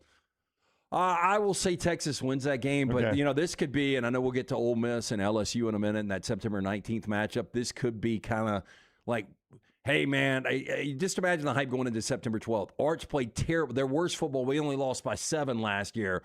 Arch is the guy this year. We've got him at home. This is our year. It's so overhyped in Austin, and that typically flips on the home team. So I could see that, but I'm going to stick with October 10th. I'm going to take September 26th in Neyland Stadium. So we got 3 different potential losses. Little look ahead. Now they got a bye week, so it's not the next week that they play Oklahoma. But you beat Ohio State. You're 3-0. You're ranked 2 or 3 in the country. You go to a difficult environment in Knoxville, Tennessee, and that would be a Sark-like loss right there in Tennessee. So that's 5 games in. Every one of us has them at least one loss going into October, 11th, mid-October, with Probably one good loss news on for them. Texas. Do you think any other 3-man shows nationally, do you think all 3 would say Texas has a loss, or do you think they would go almost Dunaway with Georgia and say, I think this team could be undefeated? I think you've seen that people don't trust Sark to get over the finish line undefeated. I mean, the AP voters showed us that. I think most 3 people or 2 people shows would say they're losing a game. Texas has a loss, at least one on that schedule, if not 2. You mentioned Ohio State's tough schedule. I think this is potentially the toughest. Though when I look at it on paper, it's not as tough as I perceived it to be. But Ohio State, Tennessee on the road, Oklahoma neutral site, Florida, Ole Miss, See, there's no Georgia, there's no Alabama. There's no like brutal, like I highlighted Alabama's brutal stretch. You don't really get that. I guess your most brutal stretch would be Tennessee, Oklahoma, Florida, Ole Miss, that 4 games. I mean, that's not easy. How can we be 3 years into the Texas and Oklahoma being in the SEC, and Oklahoma still has a tougher schedule than Texas? I bet Oklahoma fans are asking that same exact you question. know, you guys, this schedule, I mean, You when think you've it's got tough? when you've got Ohio State out of conference, same month you got to go to Tennessee. You've got Oklahoma neutral site. That's a top 10 team. You get a break with Ole Miss coming to Austin, but you've still got to go to Baton Rouge and to College Station in November. I think most people look at it. And Missouri's a top 25 team. We don't even talk about that game. I know. I think most people look at it that you get State and Arkansas. I mean, that's 2 bottom of the conference perceived teams, right? State and Arkansas. So you get both them. I don't think people respect Missouri. I think, oh my gosh, they got Missouri. But that's still, you got to go on the road to Columbia, Missouri. That's 3 top 25s on the road in the month of November. That's a tough schedule. Give us another one. We'll see. If Oklahoma's is tougher though, Lance, right? I do think Give me Oklahoma's that? tougher. Well, let's look I at mean, it. Let's look at it right here. Ohio State at home is tougher than going to the Big House. It is. I would agree. I'd rather play at Michigan than play Ohio State anyway. Yeah. But see, you see Georgia on their schedule, and you get Texas to return. So if Texas and Oklahoma's even, Georgia makes the difference there. Yeah, but A&M's at home as opposed to on the road at LSU. I don't think they're going to be as good as Georgia, but I don't know, they're close. Yeah. They're both, 9s. Georgia's the first loss for me here. I think they get Michigan in the Big House. Yeah, I think they'll lose to Georgia as well. Yeah. They were about to have a 3-0 right Yeah, here. and that's why, I think, much like Texas going into the bye after the win at Tennessee, Oklahoma's coming off a loss in Athens. Everybody's going to be like, Texas got all the momentum. Oklahoma's going the wrong way. Oklahoma ends up winning that game. So, yeah, I think Oklahoma loses at Georgia on the 26th. Tricky part of the schedule for Oklahoma is that South Carolina, Florida, Ole Miss, that they're supposed to win those games. But, boy, if you drop one of those before you get to Texas A&M, that's when you could lose your playoff balance. Good news is Florida's the only road trip of that group. In fact, they've got 3 out of 4 in the back end of that schedule at home with South Carolina, Ole Miss, and A&M all coming to Norman. That's the good news of that. This is another total. I like the over 7.5 for Oklahoma. I just think they're way too talented to go 7-5 this year, but that's the stretch that scares me. The at Mississippi State, South Carolina, and at Florida. Yep, because you're supposed to win those. You're right. And if you lose one of those, then yuck. Bad things happen. All right, give us another random SEC schedule, Forrester. Ole Miss. Toddy, tough schedule. I think we're all going to agree. I think it's LSU too. I think they're going to drop that game at home. Too much emotion. It's just that. I hate to say it. I look at September 6th, though. It's the first time you're the full-time coach for Pete Golding. Everybody's got new roles. I mean, Charlie Weiss Jr. is not calling plays anymore. Pete Golding won in the playoffs. Charlie Weiss Jr. was still calling plays. Now it's a new play caller. And I think Ole Miss survives Louisville, but that's a tough game. If that happens, Dunaway, I could see this be, hear me out, Gene Stallings like 1990. Takes over Alabama year 1, drops his first 3 games. Now Charlotte?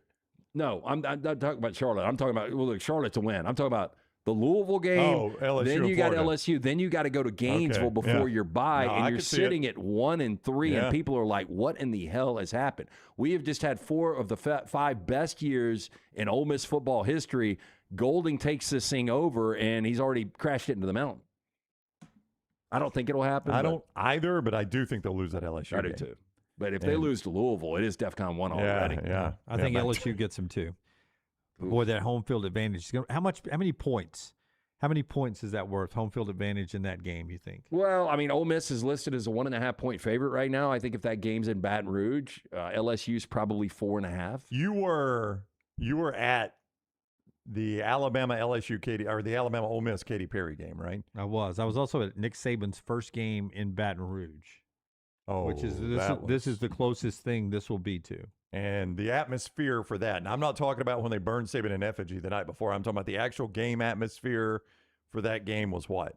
It was a 10 out of 10. 11 out of 10. Do we have a time on this game? And I think that is important. Well, it's going to be prime time. Oh, it's prime time. And it's game day is going to be there. Ella Langley's going to be there. I mean, literally, and then I'm not exaggerating. I think 10% of tailgates won't make it to the game. Yeah, there'll be people will be holding hair. And I was going to ask you. that Bama Ole Miss game where Katy Perry was there. What was the atmosphere like in the stadium for that one? It was not LSU level, right? No, but it was crazy. It was because it was enough to change the game. You think? Well, it's just one of those when you have more people outside the stadium than you have inside the stadium. Yeah, it just adds to the chaos, and there's just an electricity in the air on a day like that.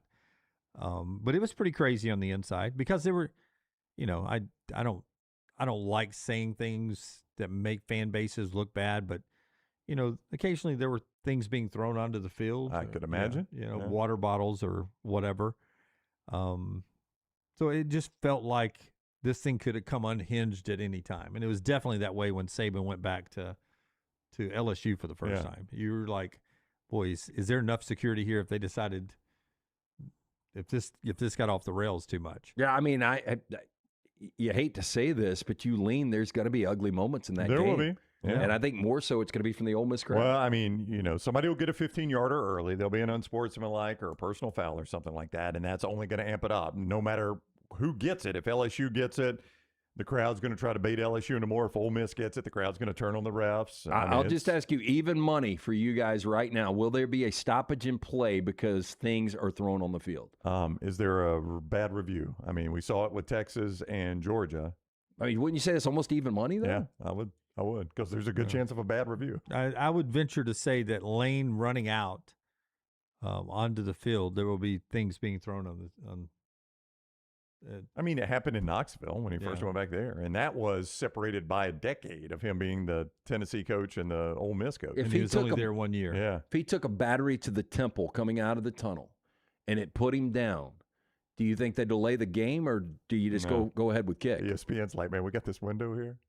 Charlie Watts Jr. gets his first win. You can build up the drama by delaying the game, I mean, that's good TV. If you don't think Lane would come out with a Civil War bandage around his head with a blood spot on it, you're nuts. Yeah. Holly, you're down around the tent. Is Coach Kiffin still in there? But I mean, if his vitals, if you checked his vitals and he was okay, I think you go on and kick. Yeah, you delay it though. It's good, just good TV. It's good drama. Okay, we're picking first losses for some SEC contenders. Another random schedule, Forrester. Here's LSU. So September 26th, yep. Texas A&M after the big emotional win in Oxford. I think, unfortunately, for Ole Miss and LSU, they have got challenges after that game in Oxford.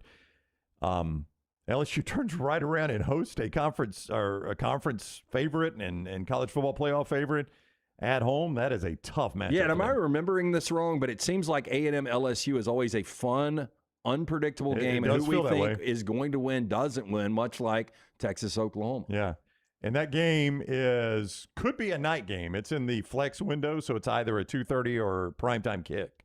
So night game in Tiger Stadium, that could be a wild atmosphere after they've conquered Ole Miss and they come back and have to play A&M. Probably waiting to see if LSU wins that Ole Miss game to make it prime time. But, probably so. Clemson in the opener, did y'all pause there at all? No?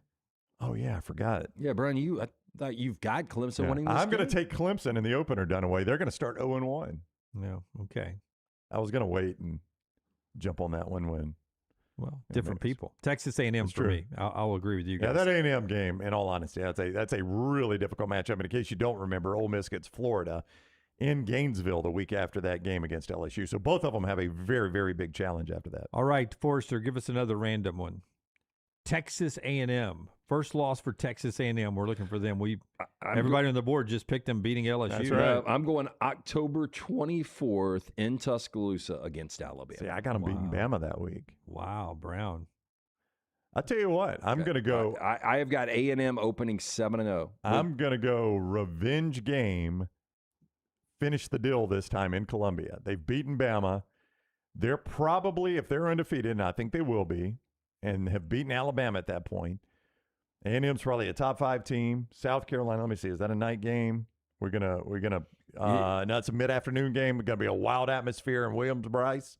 You know what's funny about this? If you are correct and they're 8-0 coming out of the break, and then they lose in Columbia, that's the Mike Elko way. Yeah, then people are like, "Oh damn, yep. Here it comes! Here it comes again." Yeah, like if they lose 2 of these next 3, they're out. Still got to play Tennessee. Still got to play Texas. Yep. I'm trying to pick my first Texas A&M loss. I'm going to say, I think it's Alabama. I'll say Alabama. I'll say Alabama too. That's a good one. Boy, that's a bad ending, isn't it? What if they lose to Oklahoma and Texas? Yeah. Yeah, I mean, they got to make hay in September and October. I mean, Alabama, South Carolina, Tennessee, Oklahoma, Texas. That's a 5-game losing streak possibility right there. I mean, that South Carolina game's a classic trap Brown, game. you're right just there. picking upsets. I love it. Yeah. Oh, is this not the upset alert? I don't know how many more we have for us. So who's next? Tennessee. First loss for Tennessee. Tennessee for me is going to be Texas on the 26th. See, I had them beating Texas. I think it's going to be too hyped up, too. I'll tell you what. I think they'll have trouble coming off that Texas win, and Alex Golish gets his first big win as an Auburn coach, and they win in Knoxville. I think Tennessee's going to beat Texas. They're going to be 4-0, and it's just going to be tough coming back down to earth after that. Yeah, and I think Auburn is going to be up and down this year. Just kind of first-year growth. And I could see them lose September 19th to Florida at home. Oh, heck yeah. I mean, Auburn, there's a lot of games Auburn could lose, but I think they'll win that one. Yeah, Texas for me as well. Georgia Tech, do you think about anybody pause on that one week 2? At Georgia Tech, don't you anticipate there'll be almost as many Tennessee fans in the stands as Georgia Tech fans? Like, I don't think there'll be a huge home field advantage for Georgia Tech there, if that's what you're thinking. Faison Brandon, his first road start after getting Furman under his belt. Yeah, it'd be interesting who the better quarterback. Is it Alberto Mendoza or is it going to be Brandon? Yeah. How many more, Forster? Last one. Here's Auburn. First loss for Auburn. I think it's going to be Florida. Yeah, I think it's Florida September 19th. Yeah. Wow. In Jordan-Hare. Yep. I think very equal teams, but I think it's going to be a coin flip game. But then I think they bounce back. Like, I got them winning at Tennessee. So, I think they erase that loss to a certain extent. Yeah, I mean, I think right now if you told Auburn fans you're going to start 4-1, where's the loss? Who cares? That's right. If we start 4-1 going into that bye before we play Georgia, that would be a massive start for Alex Golish. Any thought about Baylor in the open? I hate to be the guy that keeps doing this, but it's such a hard game to get a feel on for me. Like, I just cannot get the feel for that game. I thought last year it was kind of a bad spot for them going to Baylor, and Jackson Arnold looked like Crazy Legs Arnold. Baylor's up and down the defense field has on to be better. It has to be better. Yeah, and that's the thing. Aranda's got to focus more on that unit. You got to hope that DJ Lagway, if you are Baylor and Grimes and that group, that Lagway comes out and plays up to his potential. But I just don't think they're going to get the quarterback production they got last year. I think the defense is going to be improved for Baylor, but I don't think DJ Lagway is going to be Sawyer Robertson. I'll go Tennessee at Neyland Stadium as well with you guys. Okay, that's a look at our SEC teams. Some of the contenders, their first loss as we get ready for the start of this season coming up. And don't forget, every Tuesday, this is a Tuesday, every Tuesday starting next week, we will do a thing called Upset Alert here on this platform on Sport and State. And just give me a nutshell, Brown, on what Upset Alert is. Well, Upset Alert, we've changed the rules over the years. We're going to do the scoring this year. Yeah, we're still locked into the game day scoring. All right, so game day scoring. Yeah, okay. All right, so we're locked in the way we did it last year. We pick a team, and it's got to be at least 3.5 or more. And that team has just to pull the upset. The way we consider it is you beat the point spread. Are you looking at me with those deer eyes, like trying to see if you're correct as you say this? Yes. Yeah. No, that's right. The win is against the points. If you get the outright win. If you get the outright win, you get more points. Yeah. So we've got a point system. We'll keep a running total, see who wins.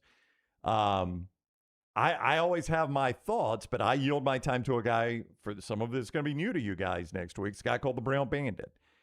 And for years, he has made picks on this show, on this platform, that have wrecked Vegas. And if he's back this year, if not, I've got my pick ready to go. But if he's back, the Brown Bandit will actually make his first Sport and State appearance. I did have somebody that said he was traveling abroad. Dude, the Brown Bandit? Well, he made enough money last season, too. Okay. Yeah, I would imagine he is. I haven't talked to him. I was thinking about getting some scrubs, a surgical cap, and a mask and being Dr. Picks. Okay. Please do that. You guys, please, dress up. Please. Just the thing they wear in surgery and the hat. It's a mask. Yeah. The gloves. Yes, I am going to dissect this game the way no one else will. You should keep like a big jug of hand sanitizer on the desk and just constantly like re-sterilize yourself throughout the segment too. Dr. Picks. In the chat room, other characters that I could be, but Dr. Picks is. You don't want to do this. Yeah, I think you should be Jimmy Goldfinger, and just have a long finger, and you just. You got several games, and you just point. You go. I could get one of those ET fingers. That used to be the toy. Just list. You probably got one in your closet. Just list. They recalled them for what? The ET finger toy? Yeah. Because people were choking on them or something. No, they look like an adult toy. Mm-hmm. It was a dirty Santa gift for a lot. Yeah. Because it lit up at the end. Right. And it was long and it was made of flesh-like material. Well, I mean, Hugh Freeze wants to know how much girth did the ET finger have? Yeah, that's important. Enough for some, not enough for most. Oh, wow, that thing was long. Yeah, we got to get you one of these. You can be Jimmy Goldfinger. Yeah, you can be Jimmy Goldfinger. And here's what you do. Here's your bit, all right? Instead of a drawing, you list several games, and the gold finger goes up and down. Up and where's the gold finger going to stop? I know you want something else on your plate. Do we have a potential like gold lighting we can do in here for the gold finger picks? He says no. Crap. Forster, can you run us through the different sequences of colored light? No. Or with the ET finger, it could be like a landmine finger, and he picks a team and goes, ouch. No, how many parents like glanced at each other when the kids were opening this present on 1982 Christmas morning? Don't say it out loud, Earl. But it did. I just read the story that it got pulled off the shelves in less than a month, I think. Hey, that's a pretty thick ass finger. I don't know if that's Rob Snyder's hand. We used to have the comedian in studio, and he had those the little spider monkey hands. But that's a damn big ass finger. When we come back, we'll do some more NFL football. A worst to first situation. Is there one of those brewing in the National Football League, and more college football to come on the next round, presented by Hard Rock Bet right here on Sport and State.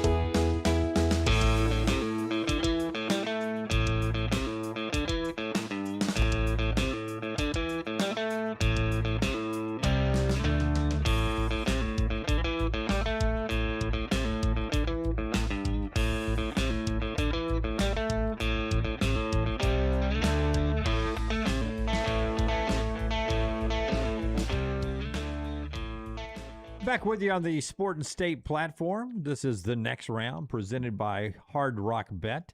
The NFL season, one more weekend of exhibition football, cranks back up on Thursday night. There were 8 teams that finished dead last in their division. Obviously, the Detroit Lions are your best opportunity at going from worst to first, right? 1,000%. I mean, just a couple of years removed from 3 years removed from the NFC Championship game. One of the best offenses in football. And, yeah, I mean, if Goff stays healthy with all the weapons they've got from 9-8 to 10 or 11 wins with a crowded division, yes, probably so. Likelihood that happens, in your opinion. Brown, I'll go with you first, that the Lions are able to win that division. I actually think it's going to be the Packers or Bears. It's probably the best of any of the worst to first, but I would say the likelihood is like 5-1. Does that sound right? There are two opportunities, I think, and I think that is the best opportunity for Detroit to go from worst to first. Yeah. Ben Johnson's already come out, year 2 head coach for Chicago. Hey, we're probably taking steps back. I think he's more motivation for the team. But I do think that they probably are like 10-7. I think Green Bay's around 10-7. I think Detroit's 11 or 12 wins. Yeah. So I agree with you. I think Detroit can win that division. Now, the other 7 division dwellers at the bottom of the divisions were horrible. The Jets were 3-14. The Browns were 5-12. The Titans were 3-14. Las Vegas was 3-14. The Giants were 4-13. The Saints were 6-11, and Arizona was 3-14. So hard to see any of those going into first place. I would agree. I mean, the Saints, oddly, are probably the best opportunity because that's always feels like such a bunch division. I was high on Atlanta until I've seen Tua. I just don't know that Atlanta is going to be able to do it. Your Bucs and the Panthers are the teams to beat there, but they were 8-9 last year. I mean, the Saints weren't that far off. Saints were going to be the other one I was going to talk about. Like Kellen Moore, young staff, got to watch Saturday where they get destroyed in preseason by the Rams, but Tyler Shuck didn't play. How good is Tyler Shuck going to be in year 2? Yeah. And then you already lost Jordan Tyson for a couple of months, more than likely. Your first-round pick out of Arizona State. Got to get some weapons. Olave just got the extension. You bring ETN in. I do think that Saints are going to be improved, and I could see another situation where 8 or 9 wins the NFC South. So I think the Saints could go from 6 to 8 or 9 wins. Yeah, I was going to ask which of these other teams, forget getting to first, best chance at making the playoffs. So the Saints would be yours probably. Yeah, but you got to win the South. You can't be a wild card in the South because I don't see anybody in the South winning more than 9 games. I always go to the Giants because it seems like that division flips upside down all the time, though I think the Cowboys are going to be really, really good. I don't think the Eagles fall off that much this year. Yeah, but I mean, you could still finish third in that division and make the playoffs, or tied for second in that division, make the playoffs, losing a tiebreaker. So we saw 3 out of the West make the playoffs. That's right. So, I mean, the Giants, I don't think are a bad call. If everybody can get back healthy, they lost Malik Neighbors. Jackson Dart got banged up. They lost Scattaboo. So all their real 3 offensive stars were banged up last year. If they can stay healthy, I like that Giants team. And you've got a coach that knows how to get to the playoffs. Brian Dable did not know that. That's something he's not done. But, boy, John Harbaugh did it time and time and time again. I know it's different franchise now, different conference now. But this is a guy that made a living getting to the playoffs. If Dart can play the way he played last year, and it wasn't elite football. It was more like energetic, infusing the entire team with belief, him and Scattaboo both.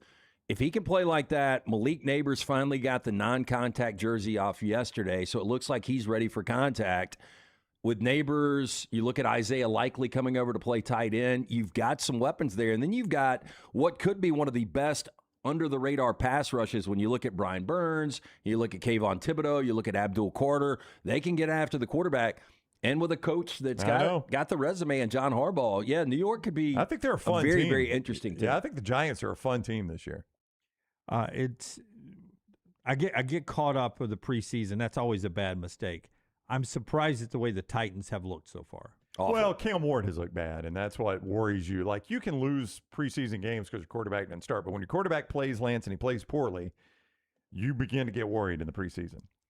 And he's done that. Well, and he didn't show you anything as the number 1 overall pick last year that, guys like Tyler Shuck look like they've got more upside right now than Cam Ward, which is pretty crazy. You gave the stat yesterday. You draft Cam Ward and you get him a stud receiver, and they've connected how many times in the preseason? 0. And that's what is another concern for you. Not just that Ward's played bad, but it doesn't appear that he's developed any chemistry with what they want to be his number one receiver. Yeah, and like, are they going to be able to run the football with Spears and Pollard? Like, is that going to be able to take any pressure off Cam Ward? And then your other options at receiver outside of Tate, a rookie, by the way, Wan'Dale Robinson, not bad. Calvin Ridley, best days behind him. Just don't think you've got a lot of weapons there. I think Tennessee's going to be in the basement again. Yeah, and that's a shame. New uniforms, new stadium coming though, and maybe they'll get there is no get buzz. right when that new stadium No buzz. opens And up. I said this several months ago. I liked their future. I was buying their future because of that stadium. Because of I liked Cam Ward. I thought he showed some flashes last year, but man, this preseason has me worried about him. But it's just preseason. I know, but they're just signs. Like the fact that he can't connect with Carnell Tate is more worrisome to me than the fact that he's just played bad. Like, do they not? Now, you watch their first game. Carnell Tate will have 122 receiving yards and 2 touchdowns, and we'll sound like idiots for talking about this. But you're just wondering, the preseason. Technically, you will. Okay, you've yet to say it. Lance brought it up. I've hammered down on it. By the way, it is against the Jets at home, so the possibility remains. It's a good place to start. Yeah. After you tell us about Perfect 10 Mortgage, I want to ask about the teams.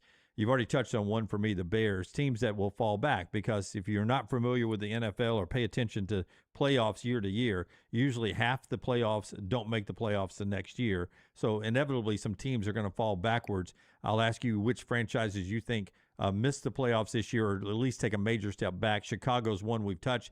Some others after we hit a perfect 10 with our mortgage. Yeah, why is it a perfect 10? Well, the name says it all. You apply in 10 minutes, you close in 10 days. That is the whole idea. It's a mortgage that is simple, fast, and fair.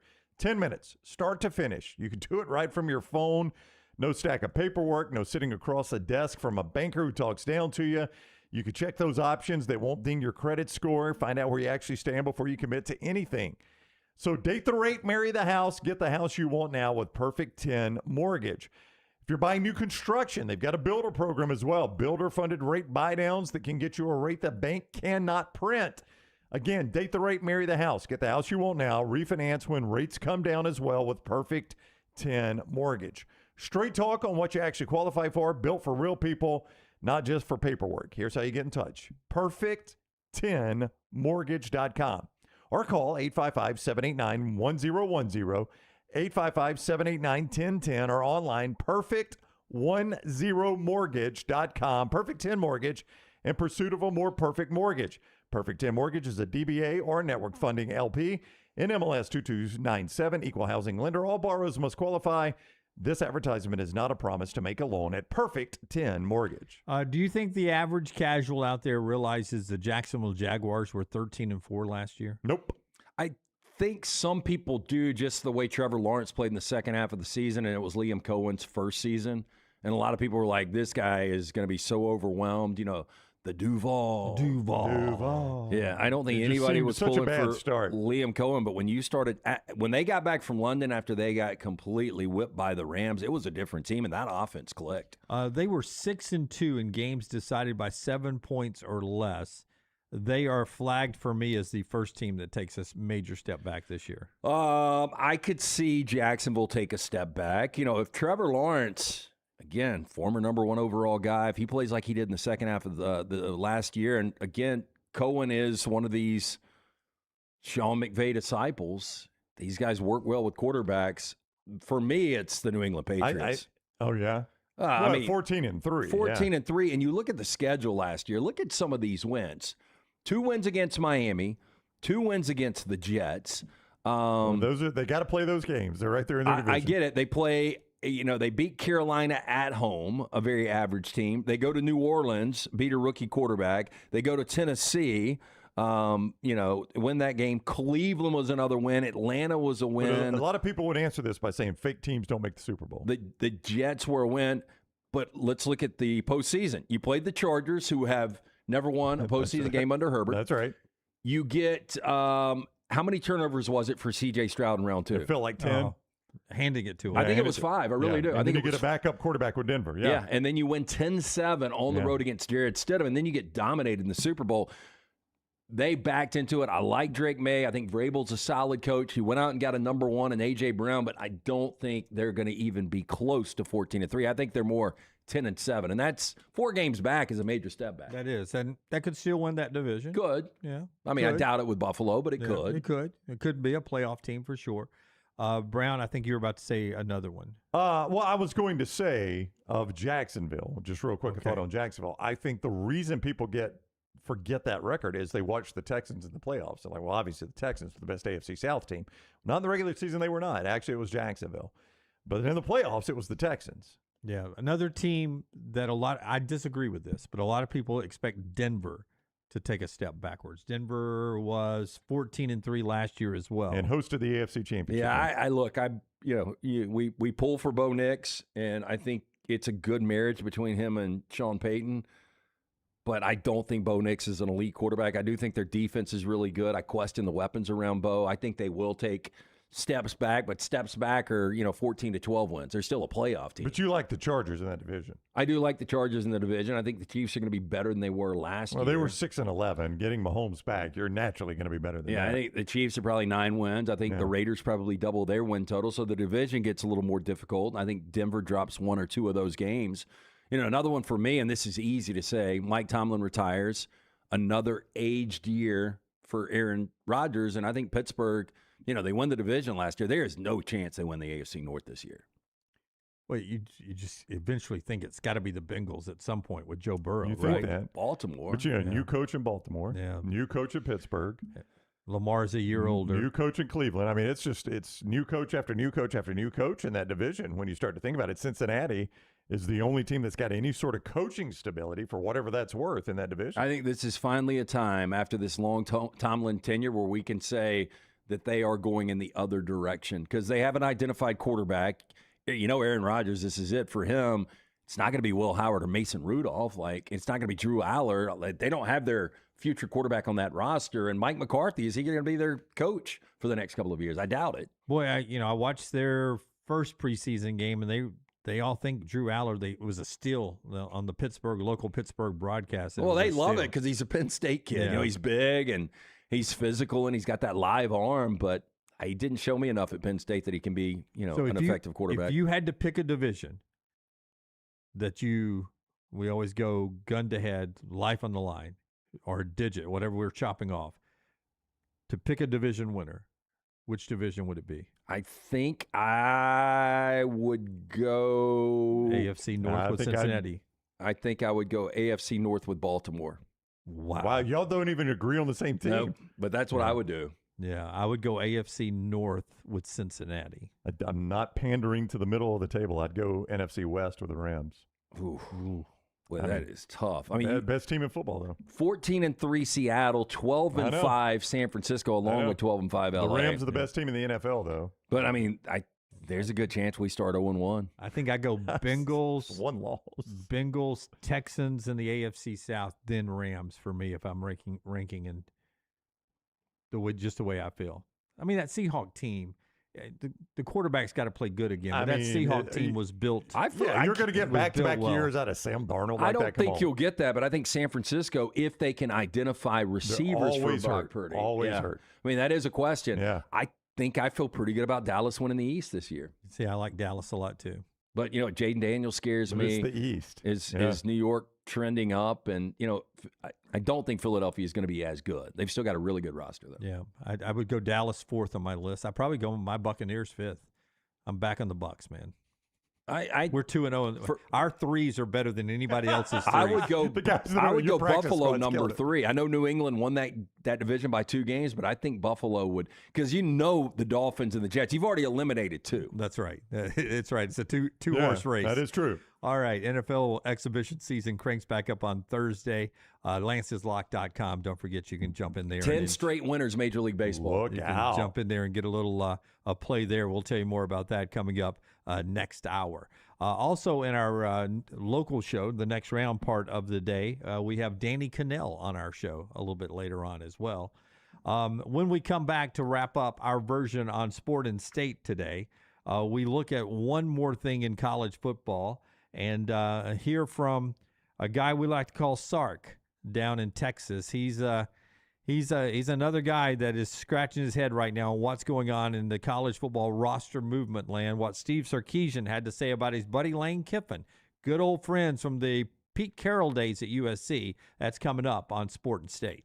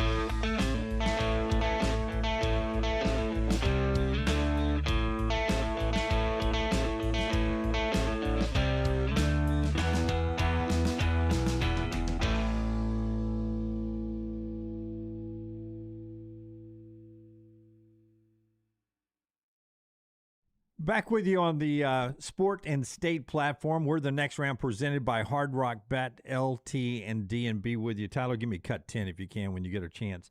I was watching Barstool, something on Barstool the other night. Have you ever been to a bar that does stock market night? I can't say that I have. No, Yeah. please explain. I'd love to hear more. It was a crazy scene. Now this was originating from the Chicago office. So apparently there's at least one bar in Chicago that does this that Big Cat had been to. But you go in and the price of drinks go up and down. Oh, interesting. By how many people are buying that drink. So if a lot of people are buying that drink, they become more and more expensive, and the beer prices go down for ones that people aren't buying. So throughout the evening or the afternoon when you're watching your NFL teams play, there's a board and the prices are fluctuating by how many purchases are being made on each brand. So you've got some local drunk that's in there, and he's like, "I'll take a Seagram's. Nobody's bought one of those in 15 years." That's right. That's right. Or I'll take a Yingling. Yeah. So the Pabst Blue Ribbon or whatever, you can go get that for $1.10. I did see where they had a brawl in their office with a DoorDash driver yesterday. I missed that. To it. Yeah, it was pretty crazy. I told you guys I had a anything for clicks, right? The backroom guys got this last week. There was a guy downstairs in the lobby, and we ended up like hitting shoulders. He turned around and it's a local delivery guy bowed up on me. I was telling the backroom guys, I was like, "You got to be kidding me, man!" Yeah. This is like on a Wednesday. Was he looking down? I don't know. I was kind of on my phone. He was doing his thing, and we just kept walking. We just hit shoulders, and he yelled something back, and there were other people in the lobby. It was very, very awkward. But anyway, that went down yesterday at Barstool, and it ended up being a brawl. Like, They had to get like 3 or 4 different staff members came out, and they had to subdue him. They called the cops, got arrested. It was wild. Wow. But it's on video. Of course, it's all on video. Oh, of course, yeah. Of course. DoorDashers are making like $2.50 per delivery, so they're just always on edge.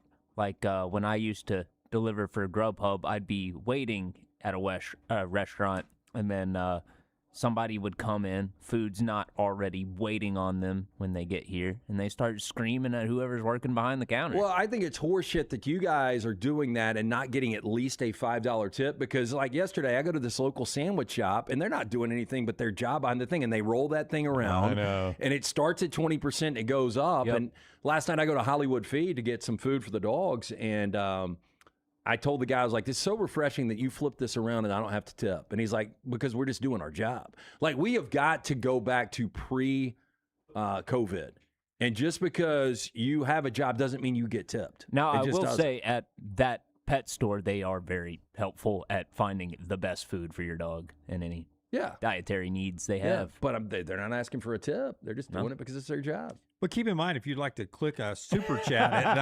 Oh, yeah, we'll take all super take chats, yes. donations. Yeah, but you're getting something out of the super chat, right? You Yeah, move we're to the top of delivering. the list. Yeah, that's right. Yeah, we're delivering. Tell us about Clay Travis Law. Clay Travis, if you don't love him on all the platforms, you'd love him in the. I mean, you see him argue for wins all the time on video platforms. Imagine him in court for you. Yeah, unfortunately, accidents don't wait for a good time. One bad moment, a wreck, a fall, a doctor who wasn't paying attention, and suddenly you're fighting an insurance company that does this every single day. That's why Clay started Clay Travis Law. Built a firm around one idea. People deserve someone willing to pay attention, ask the hard questions, and push back when things don't add up. Experienced trial attorneys who bring the fight to corporations and insurers. Based in Nashville, trusted across the country, they lead negotiations with honesty, determination, and some Southern grit. Car and truck wrecks, rideshare accidents, medical malpractice, product liability. If you were wronged, they want to hear about it. Here's what they promise. Honesty. They don't sugarcoat your case. You'll hear what it's actually worth and not what you want to hear.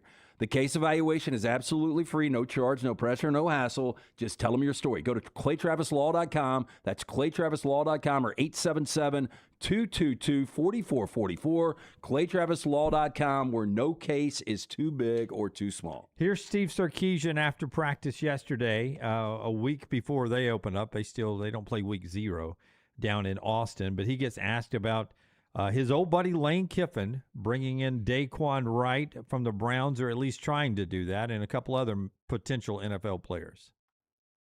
Are you okay with all this, or is it bad for football? I don't even know.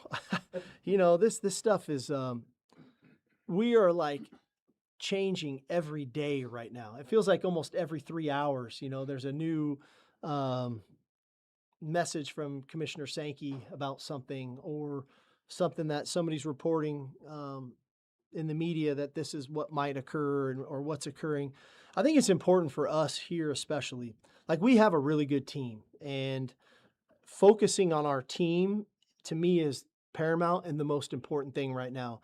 Anything auxiliary outside of that, I'm not in so much of a rush to say, oh, let's go do that now, or let's go do that now. Like, I like our team. If and or when, if there's something that popped up to where we could upgrade it, great. But we don't even know. Like, today you can take them, tomorrow you can't. I don't know what's going to happen. And I don't even know if it's good or not. I'll be honest with you. I don't know if it's good, because, like, for us, I know we've got a locker room full of guys who have been working together, and their connectivity is so good for the last 8 months. Is it worth rocking that boat? I just think it's a delicate situation. The powers that be are ultimately going to get to a final decision. And then when the final decision's made, then we're going to have choices to make, or maybe we will have no choices to make. I don't know. You know, we'll have to find out. Yeah, he brings up a great point, though, Lance, is that these are guys who haven't been able to make it on an NFL roster here in camp. And there are a lot of players on the elite college football teams that are future NFL guys that are going to have no problem being drafted and making the roster. So sometimes some of these guys aren't improving your team at all. But if they can, like, a lot of buffering there, but I think he answered it the right way. It's really difficult because you want to leave the door cracked, because what you don't want to say is we would never do it that way, kind of like Lanning said, because let's say that it becomes mainstream and a lot of teams are doing it. And back to Lane Kiffin's points earlier today, either you're recruiting for yourself or you're recruiting against these kids, or however he framed that. I'm just, I think there was a lot of buffering there, but I think he answered it the right way. Yeah, but let me ask you guys this. Your perception, this is a perception question.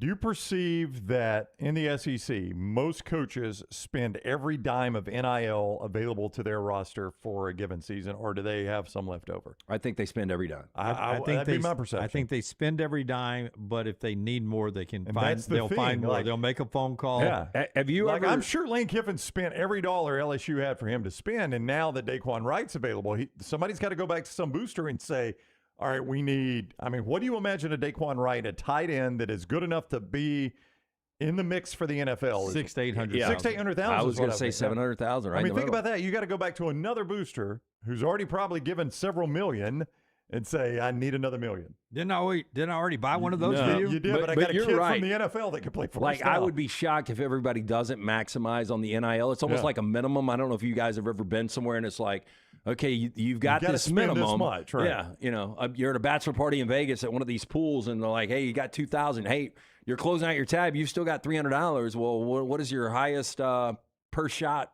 that you've got out there? Ironically, one of only 2 times I've ever hung out with Clay Travis was at one of those places. It was we were in where's the Ferris wheel out on the coast in California? Oh, when we were at Santa Monica. Santa Monica, yeah. Santa Monica. Yeah. That night. That was the night we sat next to Cuba Gooding Jr. That's right. It was me, you, it was the 3 of us, Clay, Al Del Greco, Matt McLaren. I think that was the group. From Dallas Sports From Radio. Dallas, yeah. Yeah, we were hanging in Cuba. Good. I've never been able to say his name. Did we have a minimum there? We did. I think that was, Andrew Luck's first playoff game. We watched the Chiefs and the Colts. It was the Bungalow. It's the famous. You remember the name? Yeah, well, because that's why we went. It was the famous place called the Bungalow. It was attached to the hotel, and we had to rent the presidential suite to get a table. Yeah. Yeah. And I think the phrase was uttered, put it on Brown's credit card. His wife won't suspect anything. Might have been. Yeah. And I think I did. And I think I almost got paid by everyone that was on that trip. Actually, Clay picked up dinner that night. I remember that. I do remember that. That's why I was going to bring it up. I remember the cab ride back to Los Angeles. You and Del Greco. Orange County is where we're going back. Yeah. And some people missed the cab. Some people missed the cab. So me, Dunaway, and Del Greco are on a cab ride back in the thickest fog I've ever seen. Yeah.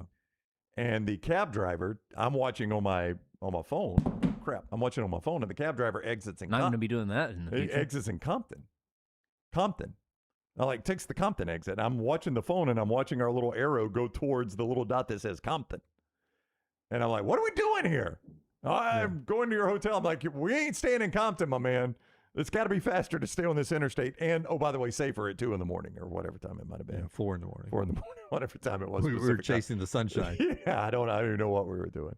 Yeah, chasing the sunshine. Cuba Gooding Jr., nice guy, by the way. He really was. Hey, by the way, again, the show started with the Big Ten setting to make a rule today that doesn't allow players to return from the NFL and play for a Big Ten school. Anyone who is declared for the NFL draft and did not withdraw, appeared on the NFL roster, or signed a contract with a pro league cannot be on a Big Ten roster. They're going to pass that rule today. The SEC presidents are meeting. So like Sark said, there's a chance that all of this discussion over the last 7 days about NFL guys coming back to college may end up, at least for the 2 biggest conferences, not being a factor at all. All right, that ends our show here on the Sport and State platform. But the next round continues for 2 more hours coming up on this YouTube channel. If you're watching us on the next round, if you're watching us somewhere else, the next round or next round live, wherever you find us on social media or on YouTube. A new link will be coming out in just a moment. So set your alerts. You'll always be ready for 2 bonus hours, which start in just a few seconds. Have a great day.